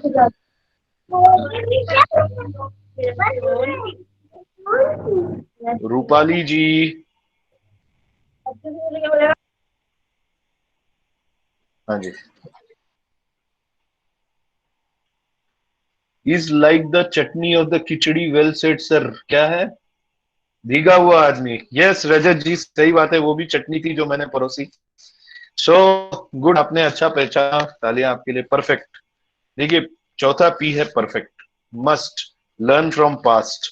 आपने कहा कि पास्ट में ऐसा हुआ था, एक बार ऐसा हुआ था, वैसा हुआ था। बोलते हैं ना, टू अर इज ह्यूमन, है ना? To err is human, to repeat divine, but to learn is basically being a god, being a super human. अपने को सुपर ह्यूमन बनना है बॉस। अपनी गलतियों से अपने को सीखना है। कुछ गलतियां होती है, कोई परफेक्ट नहीं है दुनिया में। कोई परफेक्ट है क्या? कोई परफेक्ट नहीं है। हम सबसे गलतियां होती है, गलतियां करना हमारा स्वभाव है, स्वाभाविक सा है। गलतियां हो सकती है, बट इंपॉर्टेंट ये है कि गलतियों से हम सीखें। और एक बहुत इंपॉर्टेंट चीज, लोग अपने आप को अपस्किल नहीं करते, अपने आप को अपग्रेड नहीं करते। आपको अपने आप को अपस्किल और अपग्रेड करते रहना है। ये बहुत ज्यादा जरूरी होता है कि आप अपने आप को अपस्किल, नई स्किल सीखिए। टेक्नोलॉजी आ गई, डिजिटल टेक्नोलॉजी है ना? आप अभी ऑनलाइन में जाएंगे तो उडेमी है, कोर्सेरा है, ये सारे, इसमें बहुत सारे, इवन फ्रेंच भाषा सीखने की या इंग्लिश भाषा सीखने की, वर्ड्स की, ग्रामर की बहुत सारी फ्री क्लासेस है। तो अपने आप को अपग्रेड करते रहिए, दैट्स वेरी वेरी इंपॉर्टेंट। और तीसरा कि लिस्ट योर स्ट्रेंथ्स। लोग अपनी कमजोरियों को लिस्ट बनाने के लिए बोलते हैं। मैं आपसे कह रहा हूं कि आप अपनी स्ट्रेंथ्स की लिस्ट बनाओ। अपनी क्या आपकी स्ट्रेंथ है? कंटेंट आपकी स्ट्रेंथ है, प्रेजेंटेशन आपकी स्ट्रेंथ है, कॉन्फिडेंस आपकी स्ट्रेंथ है, प्रेजेंट परफॉर्मेंस आपकी स्ट्रेंथ है, पर्पस आपकी स्ट्रेंथ है। क्या आपकी स्ट्रेंथ है? अपनी स्ट्रेंथ को आप लिस्ट डाउन करो और उसके ऊपर वर्क करो। कमजोरियां तो धीरे धीरे इंप्रूव हो जाएंगी, स्ट्रेंथ के ऊपर। लोग कहते हैं कि आपकी क्या वीकनेस है, वीकनेस पे वर्क करो। मैं कहता हूँ वीकनेस तो है, धीरे धीरे वो चले जाएगी। जिस दिन आपको मालूम है कि हाँ ये मेरी वीकनेस है, धीरे धीरे चली जाएगी, क्योंकि आपको कॉन्शियसली आप उसके ऊपर दिमाग लगा के रख रहे हो। लेकिन जल्दी सफल होने के लिए अपनी स्ट्रेंथ्स को पावरफुल बनाओ। एक कराटे के सीखने के लिए एक व्यक्ति अपने गुरु के पास जाता है। उस व्यक्ति का एक ही हाथ था, तो वो गुरु ने उसको कहा कि ठीक है, कोई बात नहीं, तुम्हारे पास अगर एक ही हाथ है तो भी मैं तुमको वर्ल्ड चैंपियन बना दूंगा। तो बोले ठीक है, लेकिन मेरे पास एक ही हाथ है, लोग तो दो हाथ से। बोले कोई बात नहीं। उसने एक हाथ से कराटे खेलना उसको लगभग 5 साल 6 साल तक सिखाया। जब 5-6 साल तक सिखाया, उसके बाद उसको वर्ल्ड चैंपियनशिप में भेजा। और जब वर्ल्ड चैंपियनशिप में भेजा तो वो लगभग 1.5 मिनट के अंदर उसने वो जो उस समय का वर्ल्ड चैंपियन था उसको डिफीट कर दिया और उसको परास्त कर दिया, उसको पटक दिया। और लोग बड़े आश्चर्यचकित हुए कि यार इसका तो एक हाथ वाला चैंपियन कैसे बना? तो उसके गुरु ने बताया कि भाई इसको एक हाथ से, इसको तो खेलने की प्रैक्टिस थी 2 हाथ के लोगों के साथ, लेकिन जो वर्ल्ड चैंपियन था उसको एक हाथ वाले के साथ खेलने की प्रैक्टिस थी। और मैंने इसको, इसकी जो स्ट्रेंथ है, इसका एक हाथ, उसके हिसाब से इसको मैंने तैयार किया था। क्योंकि जब आप देखते हो जूडो कराटे खेलते हैं तो दोनों हाथ का प्रयोग होता है, एक से खींचते हैं, दूसरे से इस तरीके से। तो वो जो सामने वाला वर्ल्ड चैंपियन था उसने एक हाथ तो पकड़ लिया, लेकिन उसको पता ही नहीं था कि अब मैं इसका दूसरा हाथ है ही नहीं, तो मैं करूं क्या? लेकिन इसके गुरुजी ने उसको सिर्फ एक हाथ के साथ किस तरीके से विजय प्राप्त करना वो सिखाया था। तो अपनी स्ट्रेंथ, आपकी जो स्ट्रेंथ है उसको आप परफेक्ट करते जाइए। एक चीज मान के चलिए, क्या आप रातों रात सफल हो सकते हो? No sir. ये कभी नहीं होगा। बहुत पेशेंस रखना पड़ेगा। आज मुझे टोटल 29 इयर्स का एक्सपीरियंस है। 29 इयर्स मैं तब ये बातें कर रहा हूँ। ऐसा रातों रात सिर्फ लॉटरी में कभी कभी पैसा लगता है, लेकिन वो भी बहुत ज्यादा लोगों को नहीं लगता है। 0.01% लोगों को लगता है। रातों रात कोई सफल नहीं होता। धन, आप देखना जितने लोगों ने शॉर्टकट में पैसा कमाना चाहा, शॉर्टकट में सफलता पानी चाहिए, वो लोग लॉन्ग टर्म में बहुत अनसक्सेसफुल होते हैं। So there is no shortcut to success. चाहे पैसा हो, चाहे पब्लिक स्पीकिंग हो, चाहे कुछ भी हो, कोई शॉर्टकट अवेलेबल नहीं होता है। You have to be patience, because अच्छी चीजें आने में टाइम लगता है। You have to be a lot patient. बहुत ज्यादा पेशेंट आप रहोगे तो आपको सफलता मिलेगी। ये मेरा सोशल मीडिया का चैनल है, ट्विटर पे मैं इन 2 अकाउंट्स में हूँ। और मैं रिक्वेस्ट करूंगा कि आप लोग जरूर मुझे फॉलो करें यहाँ पे। और मैं डेफिनेटली अच्छी बातें शेयर करते रहूंगा। गुड न्यूज कि my session comes to an end, so आप लोग अपने अपने घर जा सकते हो। Thank you so much for being here. आशा करता हूँ कि आप लोगों को कुछ लगा होगा। 1 रुपए ट्रिक। सर जी जी सर हाँ सर मैं आपके लिए सर, आपने बताया था ना कि जब भी आप कहीं पे कुछ बोल रहे हो, कहीं पे पावरफुल स्पीकिंग दे रहे हो कोई भी टॉपिक पर, तो आपके पास कुछ ऐसे वर्ड्स रहने चाहिए। हेलो हाँ हाँ बोलिए तो ना। सर आपने बोला था ना कुछ ऐसे वर्ड्स या कुछ ऐसा फिल्मी गाना या कोई भी कविता की 2 लाइन हमेशा याद रखनी चाहिए। तो सर मैंने पूरे सेशन में आपके पूरे सेशन को बहुत अच्छे से देखा और मैं आपके लिए 2 लाइन की कविता भी मैंने लिखी है, सो मैं आपको सुनाना चाहती हूँ सर। क्या बात, बिल्कुल बिल्कुल सुनाइए, बिल्कुल बिल्कुल। सर आज हम आपसे मिले, अभी से हम बदल गए, न जाने कैसे बदल गए, आपकी बातों की परछाई जो पड़ी, हमारी बोलने की कला कलात्मक बन गई। वाह वाह, सर आज क्या हम बात। आपसे वर्चुअल मिले, तमन्ना है आपसे आके मिले। धन्यवाद सर, आप जो हम आपसे मिले, बाकी तो बस खूबसूरत दुनिया है। क्या बात, गॉड ब्लेस यू, वंडरफुल। यही तो है पब्लिक स्पीकिंग, और क्या है, उससे ज्यादा कुछ भी नहीं। Very nice. आप लोगों में से काफी लोगों ने मुझे रिमाइंड किया है, 1 रुपए वाली टेक्निक बहुत इजी टेक्निक है, बता रहा हूँ आपको। किसी को 1 रुपए देने की जरूरत नहीं है। 1 रुपए अपने जेब में रखिए। जब भी आप स्टेज पे जाओ, हाँ, पोएम वाकई बहुत अच्छी थी, थैंक यू सो मच। लिख के आप पोस्ट कर दीजिए तो मुझे और अच्छा लगेगा, मैं कॉपी करके सेव रख लूंगा। चैट में आप अपनी पोएम को जरूर लिख दीजिएगा। सो अनु जी, यस सर। एक रुपए वाली जो टेक्निक है मैं बता देता हूँ, काफी सारे लोगों ने पूछा भी और लिख के भी पूछा है। सिंपल है, 1 रुपए का सिक्का रखो अपने हाथ में, मुट्ठी में। जब भी आप स्टेज पे जाओ और अगर मन धड़के तो सबसे पहले यहाँ पे ऐसे ऐसे करके ऑल इज वेल बोलो। अब दुनिया के सामने ऐसे ऐसे तो नहीं कर सकते, तो टेबल के नीचे कहीं ऐसे ऐसे कर लो हाथ को और समझ लो कि ऑल इज वेल आपने बोल दिया। आधी आधी विजय तो वहीं प्राप्त कर लोगे। और उसके बाद आपको क्या करना है, उसके बाद अगर फिर भी डर लगे तो 3 बार गहरी लंबी सांस लो और हाथ में मुट्ठी में 1 रुपए का सिक्का रख के उसको जोर से दबाओ, इतने जोर से दबाओ कि जितनी आपकी शक्ति है पूरी शक्ति इसमें लग जाए, जितने जोर से आप दबा सकते। और सबके सामने ऐसे करके तो दबाना नहीं है, मुट्ठी आपकी नीचे रहेगी, लोगों को पता भी नहीं चलेगा। 1 रुपए का सिक्का रखिए, उसको चूमिए, उसको जोर से दबाइए, जितने जोर से दबा सकते दबाइए। आप देखो 1 रुपए में आपका तनाव, आपका डर, आपका भय तुरंत रफू चक्कर हो जाएगा। आपके पास मैंने अपना नंबर दिया है, अगले सेशन में आप 1 रुपए का सिक्का रखो और आपको अगर सफलता मिलती तो मुझे फोन करके बताओ, मैसेज करके बताओ, एंड मेरी 100% गारंटी आपका डर भाग जाए। ओके आपकी वॉइस ब्रेक हो गई। अरे वॉइस ब्रेक हो गई? 1 रुपए वाला सुना कि नहीं सुना? नहीं सर, पूरी वॉइस ब्रेक हो रही है। अच्छा, कभी को सुनाई नहीं दिया? No sir, your audible. सुनाई दे रहा है, ऑडिबल सर। अच्छा, जिनको सुनाई नहीं, हाँ जिन सुनाई नहीं दिया होता है कि उनका नेटवर्क का इशू होगा, फिर भी मैं दोबारा बोल देता हूँ। 1 रुपए का सिक्का मुट्ठी में रखो, मुट्ठी को जोर से दबाओ, चुपचाप अपने हाथ शरीर के पीछे या पोडियम के पीछे जहीं पे जभी भी, और इतने जोर से दबाओ कि आपके शरीर की पूरी शक्ति उसमें लग जाए। आपका जो डर, तनाव, स्ट्रेस जो कुछ भी है भाषण देने के समय, वो 1 सेकंड में रफू चक्कर हो जाएगा। और अपना अनुभव मुझसे शेयर करो, ठीक है? Yes sir, now clear, thank you sir. Sir आप शॉर्ट टर्म क्रेडिबिलिटी और लॉन्ग टर्म क्रेडिबिलिटी बताने वाले थे। हाँ, लेकिन उससे पहले आप लोगों को बताना है कि मैंने शॉर्ट टर्म क्रेडिबिलिटी एस्टेब्लिश करने के लिए क्या किया। सर वो एक रुपए वाला क्वेश्चन वही था sir, short term credibility. Example दिए एंड क्वेश्चन आंसर किए। सर वो स्टोरीज, महात्मा गांधी का एग्जाम्पल और वो पार्टी हो रही है वाला वन रुपए slide। वाले ट्रिक जो है सर वो शॉर्ट टर्म क्रेडिबिलिटी का एग्जांपल हो सकता है।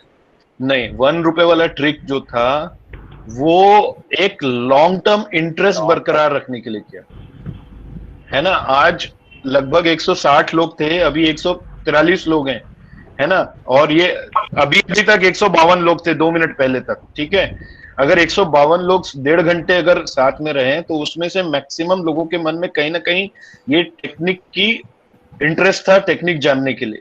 वो मैंने जान करके बोला था और आपको बता रहा हूं, और ऐसी टेक्निक्स आप भी यूज करो। और लेकिन एक चीज है जो मैं बता रहा हूं वो 100% रिसर्च, टाइम टेस्टेड और वैलिड बात बता, कोई आलतू फालतू बात। So this is one.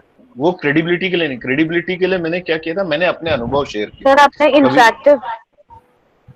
Sir आपने इंटरैक्ट किया, आपका सेशन बहुत इंटरैक्टिव था। हाँ, एक तो इंटरैक्ट किया, दूसरा 2 चीजें मैंने की क्रेडिबिलिटी करने के लिए। पहला, मैंने आप लोगों से क्वेश्चन पूछने के लिए पूछा, बोला क्वेश्चन पूछने वही बोलता है जिसके पास आंसर देने की हिम्मत होती। अगर मेरे पास आंसर देने की हिम्मत नहीं रहती तो मैं क्वेश्चन पूछने नहीं बोलता। तो वहां एक आपकी क्रेडिबिलिटी बनी कि हाँ यार ये बंदा क्वेश्चन पूछने बोल रहा है, मतलब जवाब देगा शायद। दूसरा, मैंने आपको अपने अनुभव बताए। सबसे बड़ी क्रेडिबिलिटी इंसान अपने अनुभव से एस्टेब्लिश करता है, ये short term credibility. Long term credibility आपके ओवरऑल आचार विचार व्यवहार से बनती है। आप सोशल मीडिया में किस तरीके के पोस्ट करते हैं, लोग आपको देखते हैं। आज आपको बताऊं, कंपनीज में, एम्प्लॉयमेंट में, रिक्रूटमेंट में लोग आपकी 4 साल की सोशल मीडिया की पोस्ट देखते हैं।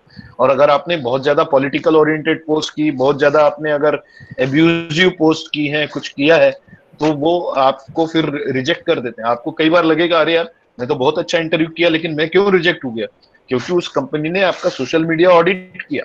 सो आपकी लॉन्ग टर्म क्रेडिबिलिटी जो है आपके ओवरऑल सोशल मीडिया पे, आपके प्रेजेंस पे, आपके रेफरेंस पे, 4 लोगों आपके बारे में क्या बोलते हैं, उन सारी चीजों से बनती है। सो ये 2 तकनीक है, एक शॉर्ट टर्म क्रेडिबिलिटी और long term credibility. Any more questions? I am there, मेरे पास समय भी है। जब तक सुमिता मैडम बोलेंगे कि आप रह सकते हो मैं रहूंगा, मैडम बोलेगी आप चले जाओ तो मैं चले जाऊँ। नहीं सर।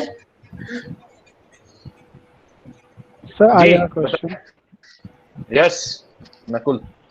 सर स्टेज में रहो तो हार्ट बीट हाई हो जाता है सर, तो उसके लिए क्या करना पड़ता है? कौन आंसर देगा इस क्वेश्चन का? अभी मैं आंसर दे चुका हूँ। Heart sir all is well, all is well, all is well. हाँ, अर्चना जी ने बताया। और सिंपल है ना यार, ऑल इज वेल बोलते जाओ। आप देखना ये महोदय, ये मैं तो आपको बताया ना कि ये अमिताभ बच्चन जी का भी साथ होता है। मैंने तो शुरुआत उनसे से किया। मांग रहे हम तो कविता बोले हो सके लिखे थे, तो मांगे है कि मेरे मेल में भेज दीजिएगा। कैसे मेल आईडी मांग लीजिए। हाँ ठीक है, मेल आईडी दे देंगे। मैसेज भेज दीजिए। हाँ ठीक है। और क्वेश्चन? सर मैंने एक्सटेम्पोर का पूछा था सर, जैसे कि अगर हम जाते हैं एक्सटेम्पोर बोल दिया और जैसे अगर कोई चीज नहीं आ रहा है और स्टेज पे खड़े हैं तो फिर उस टाइम पे क्या करेंगे? आपको ये बहुत अच्छा क्वेश्चन है। इसकी एक टेक्निक है paraphrasing. Anybody who knows what is paraphrasing? No sir. मैं थोड़ा सा टाइम लेके आपको एक अपना रियल लाइफ एग्जांपल दे रहा हूँ। ये मैं आपको बता रहा हूँ, मैं जब स्टूडेंट लाइफ में था, मैं आपको 1993 की बात कर रहा हूँ। मैंने एमबीए करने के बाद मेरा एक इंटरव्यू था बॉम्बे में थॉमस कुक नाम की कंपनी में। और उसका ये है कि जब वहाँ एक ग्रुप डिस्कशन था और ग्रुप डिस्कशन में सभी को बोलना आवश्यक होता, आप लोग तो सब जानते हैं। तो ग्रुप डिस्कशन का जो मुझे टॉपिक मिला था वो टॉपिक था यूथेनेसिया, UTHANASIA। इस शब्द का अर्थ उस समय मुझे नहीं आता था, शायद आप लोगों में से कुछ को पता हो, कुछ को ना पता हो। यूथेनेसिया, जीने का मन नहीं होता आगे। हिमांशु सिंह राठौर जी, थैंक यू सो मच, आपने मेरी तारीफ की है। यूथेनेसिया का मतलब होता है स्लो डेथ, पॉइजन डेथ। अब मुझे उसका अर्थ नहीं मालूम था। और आपको बताऊं, 10 लोगों का पैनल था, मैं और एक मेरा दोस्त, हम लोग दोनों इंदौर से थे उस समय। हम दोनों को उसका मतलब नहीं मालूम था। बाकी सब लोग एकदम हाई फाई अंग्रेजी और बड़े बड़े कॉलेज के लोग थे, हम थोड़े छोटे कॉलेज के थे। अब करें तो क्या करें? दो मिनट का उन्होंने समय दिया कि भैया आप नोट्स बना लो। ग्रुप डिस्कशन के पहले नोट्स बनाने का समय मिलता है ना। अब वो व्हाइट पेपर दिया, हमारे पास नोट्स कहाँ बनाए, दिमाग में कुछ ही नहीं तो नोट्स कहाँ। वो बार बार झांक के देखने आ रहे हैं टीचर, ये क्या नोट्स बना रहे हैं, हम पलट रहे हैं भैया, बेइज्जती क्यों खराब हो, है ना। आता ही नहीं था कुछ, क्या लिखेंगे। जैसी घंटी बजी, मैंने पता क्या किया, सबसे पहले बोला लेट्स डिफाइन यूथेनेसिया। आप में से कौन डिफाइन कर सकता है, उसको प्रोवोक किया। जैसे वो 2-3 लोग हाथ खड़ा किए, एक ने बोला स्लो डेथ, अपने को उसमें से आइडिया लग गया स्लो डेथ मतलब क्या होता है, पॉइजन डेथ। 1-2 लोगों ने और डिफाइन किया। उसके बाद उस सेशन में से सिर्फ ग्रुप डिस्कशन में सिर्फ 2 लोगों का सिलेक्शन हुआ, एक मेरा और एक वो मेरा दूसरा इंदौर वाला दोस्त। दोनों को नहीं माना। You have to be smart.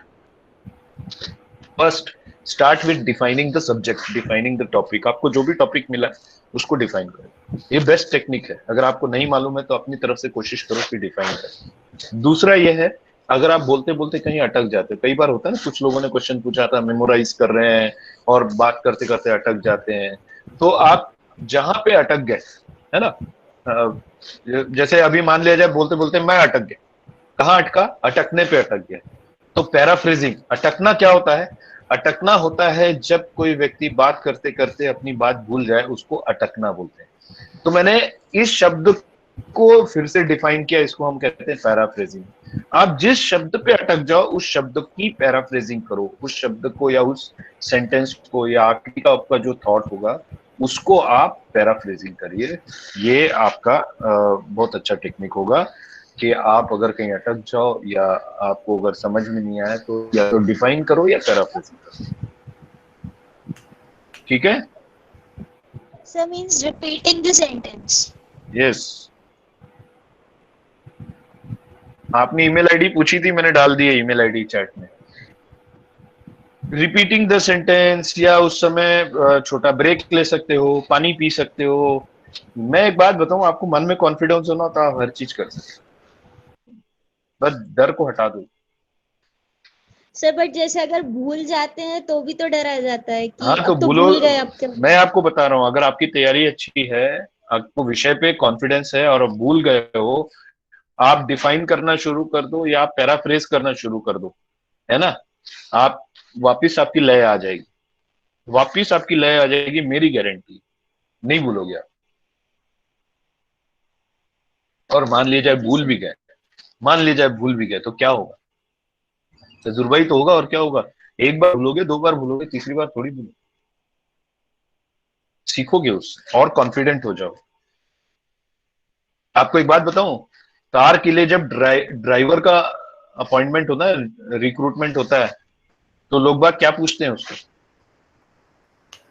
जब कार चलाने के लिए ड्राइवर कोई रखता है तो उसको क्या पूछते हैं, इससे तो पहले पूछते कहीं कितना गाड़ी एक्सीडेंट, इससे कितना पहले एक्सीडेंट चलाइए। किया है, कितना एक्सीडेंट किया है। जिसने 1-2 बार एक्सीडेंट कर लिया बोलते ठीक है तू आ जा, क्योंकि वो डर गया एक्सीडेंट से, अब वो सावधानी से चलाएगा। जिसने नहीं किया वो तो 90-100 की स्पीड में भगाएगा गाड़ी। जो एक बार एक्सीडेंट से भुगत चुका है, गुजर चुका है, ठीक है भैया तू ज्यादा बेटर है। सो ये जो एक्सीडेंट होते हैं, जो फेलियर्स होते हैं, ये आपको आगे ले जाते हैं, ये कभी पीछे नहीं करते, सफल ही बनाते हैं। और बताइए। अर्चना जी, आपका इमोजी में समझ नहीं पाया, आप गुस्सा कर रहे हैं, क्या कर रहे हैं। नहीं नहीं सर, ये बहुत अच्छी टेक्निक थी जो मतलब मैं अचानक खूब मतलब स्माइल करने लगी, मुझे बहुत अच्छी लगी। सर मुझे एक क्वेश्चन मतलब ये पूछना था। Thank you sir. सर कई बार जैसे सेशंस होते हैं तो कुछ पर्सन्स होते हैं जो बहुत इरिटेटिंग होते हैं, हर 1 मिनट में उनके पास कोई ना कोई क्वेश्चन रहेगा, भले ही वो हम जिस टॉपिक पे सेमिनार हो रहा है या जो हो रहा है उससे रिलेट करे या ना करे, बट उनको हर थोड़ी देर में अपनी प्रेजेंस बताने के लिए थोड़ी थोड़ी देर में उनको कुछ ना कुछ बोलने की आदत सी रहती है। तो ऐसे लोगों को डाइजेस्ट करते करते करते करते थोड़ा सा कहीं ना कहीं थोड़ा सा माइंड ये होता है कि अब ये फिर से ना खड़े हो जाए और कुछ बोलने लग जाए। तो उस टाइम पे अगर मीन्स मैं अगर चाहती हूँ कि मेडिटेशन या ऐसा कुछ छोटी सी थेरेपी जो कुछ सेकंड की हो वो देते हैं, तो एक के चक्कर में फिर सभी का वो कुछ टाइम जाता है, तो इसके लिए फिर और क्या कर सकते हैं सर, कुछ और ऑप्शन? गुड गुड, मतलब आप ये कह रहे हो, अगर मैं क्वेश्चन को अच्छे से समझने की कोशिश कर रहा हूँ, आप ये कह रहे हो कि सेशन देते समय कभी कभी ऑडियंस में एक दो लोग ऐसे होते हैं जो बहुत ज्यादा क्वेश्चन पूछते हैं, ऐसा? Yes yes yes. हाँ, ये इसमें दो चीजें हैं। एक तो ये कि अगर ऑडियंस में जो क्वेश्चन पूछ रहा है उसका क्वेश्चन आपके विषय से रिलेवेंट है तो उसको बिल्कुल एंटरटेन करिए। आपके सेशन को उसके अंदर वो सलाद डालने वाला जैसा ही काम करता है, वो बहुत अच्छा होता है, उसमें कोई प्रॉब्लम नहीं। लेकिन कोई सिर्फ अपनी प्रेजेंस कराने के लिए क्वेश्चन पूछ रहा है तो आपके पास तो पूरी अथॉरिटी, गुड क्वेश्चन बोल के शांत करा के चुप करा दो। और मैं बताता हूँ ना आपको, आप मुझसे पर्सनली मिल लीजिए, आप मुझे ईमेल में भेज दीजिए, आपका क्वेश्चन का आंसर बहुत बड़ा है, उसके लिए मुझे 1 to 1 बात करना पड़ेगा, सार्वजनिक रूप से नहीं बात कर सकते। इस तरीके से आप बहुत सारी चीजें बोल के आप उसको एक आध दो बार थोड़ा सा आप डिस्करेज करना भी आना चाहिए आपको, कि आपको खुद मालूम होना चाहिए। मैं आपको बता रहा हूँ, कई सेशन में ऐसे होता है कि कुछ लोग मेरी परीक्षा, कई सेशन में ऐसे होता है कुछ लोग मेरी परीक्षा लेना शुरू कर देते हैं, मैं उनको थोड़ी देर एंटरटेन करता हूँ, उसके बाद फिर उसको थोड़ा निग्लेक्ट करना शुरू कर देता हूँ। ये तो बड़े गैदरिंग में तो ठीक है, 25 मेरे पास 2-2 दिन के सेशंस रहते हैं, इसमें 20 या 25 लोग रहते हैं और वो सारे पढ़े लिखे होशियार चंद्र सब, और उनमें से कुछ आपकी परीक्षा लेना शुरू कर देते हैं बार बार क्वेश्चन पूछ के।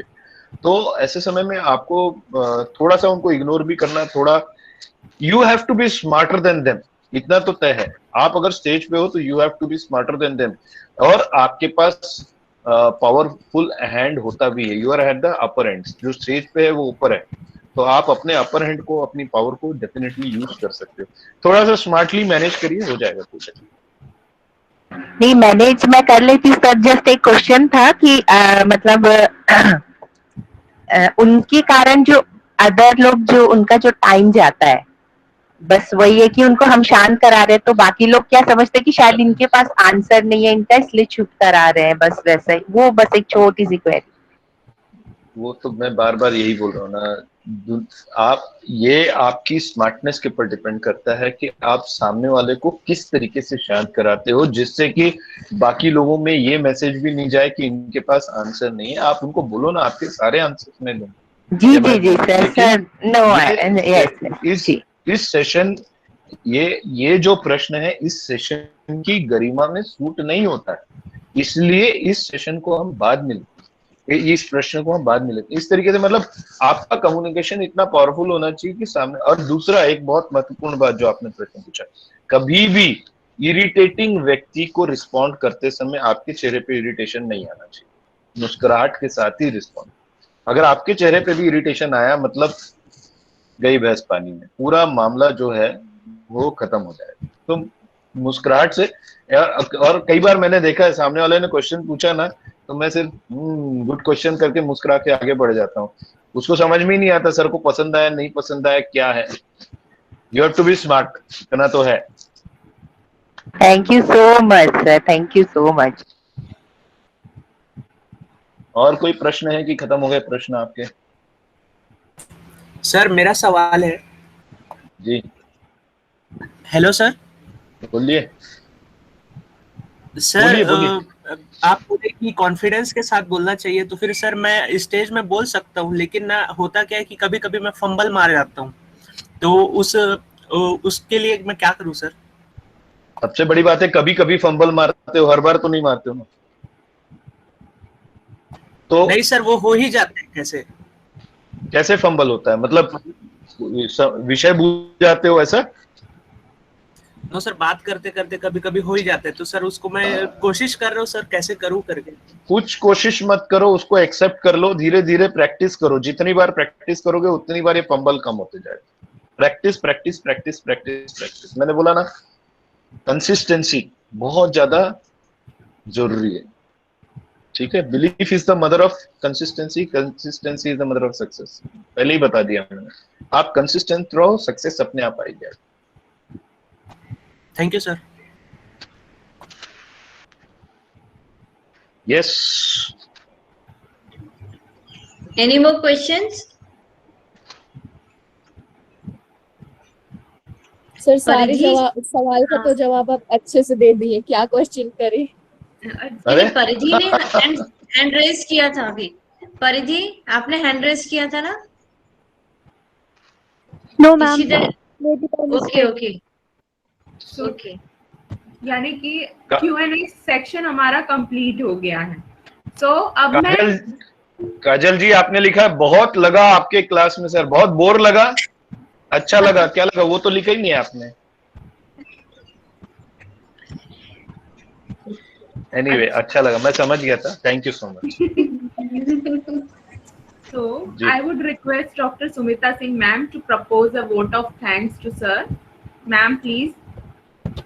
Thank you, Ankita ma'am. Respected Ajit sir, Dibjani madam, Father Joshi Varghese, Ankita madam, and all the participants. It is my privilege to have been asked to propose a vote of thanks on this occasion. I, Dr. Sumita Singh, on behalf of PG Department of Psychology, St. Thomas College, Bhilai, thank Dr. Ajit sir for sharing with us about his powerful public speaking, in which he told us about such complex concept of public speaking in such a simple way in stories and a simple gesture, and all is well. Thank you sir for taking your precious time and blessing us with your words. Thank you again. As you rightly said, belief is the mother of consistency, and the consistency is the mother of success. Thank you very much sir. My pleasure, thank you so much. Thanks. Wish you all the best. God bless you all. Thank you, Thanks a lot, sir. sir. Thank you, sir. Thank you.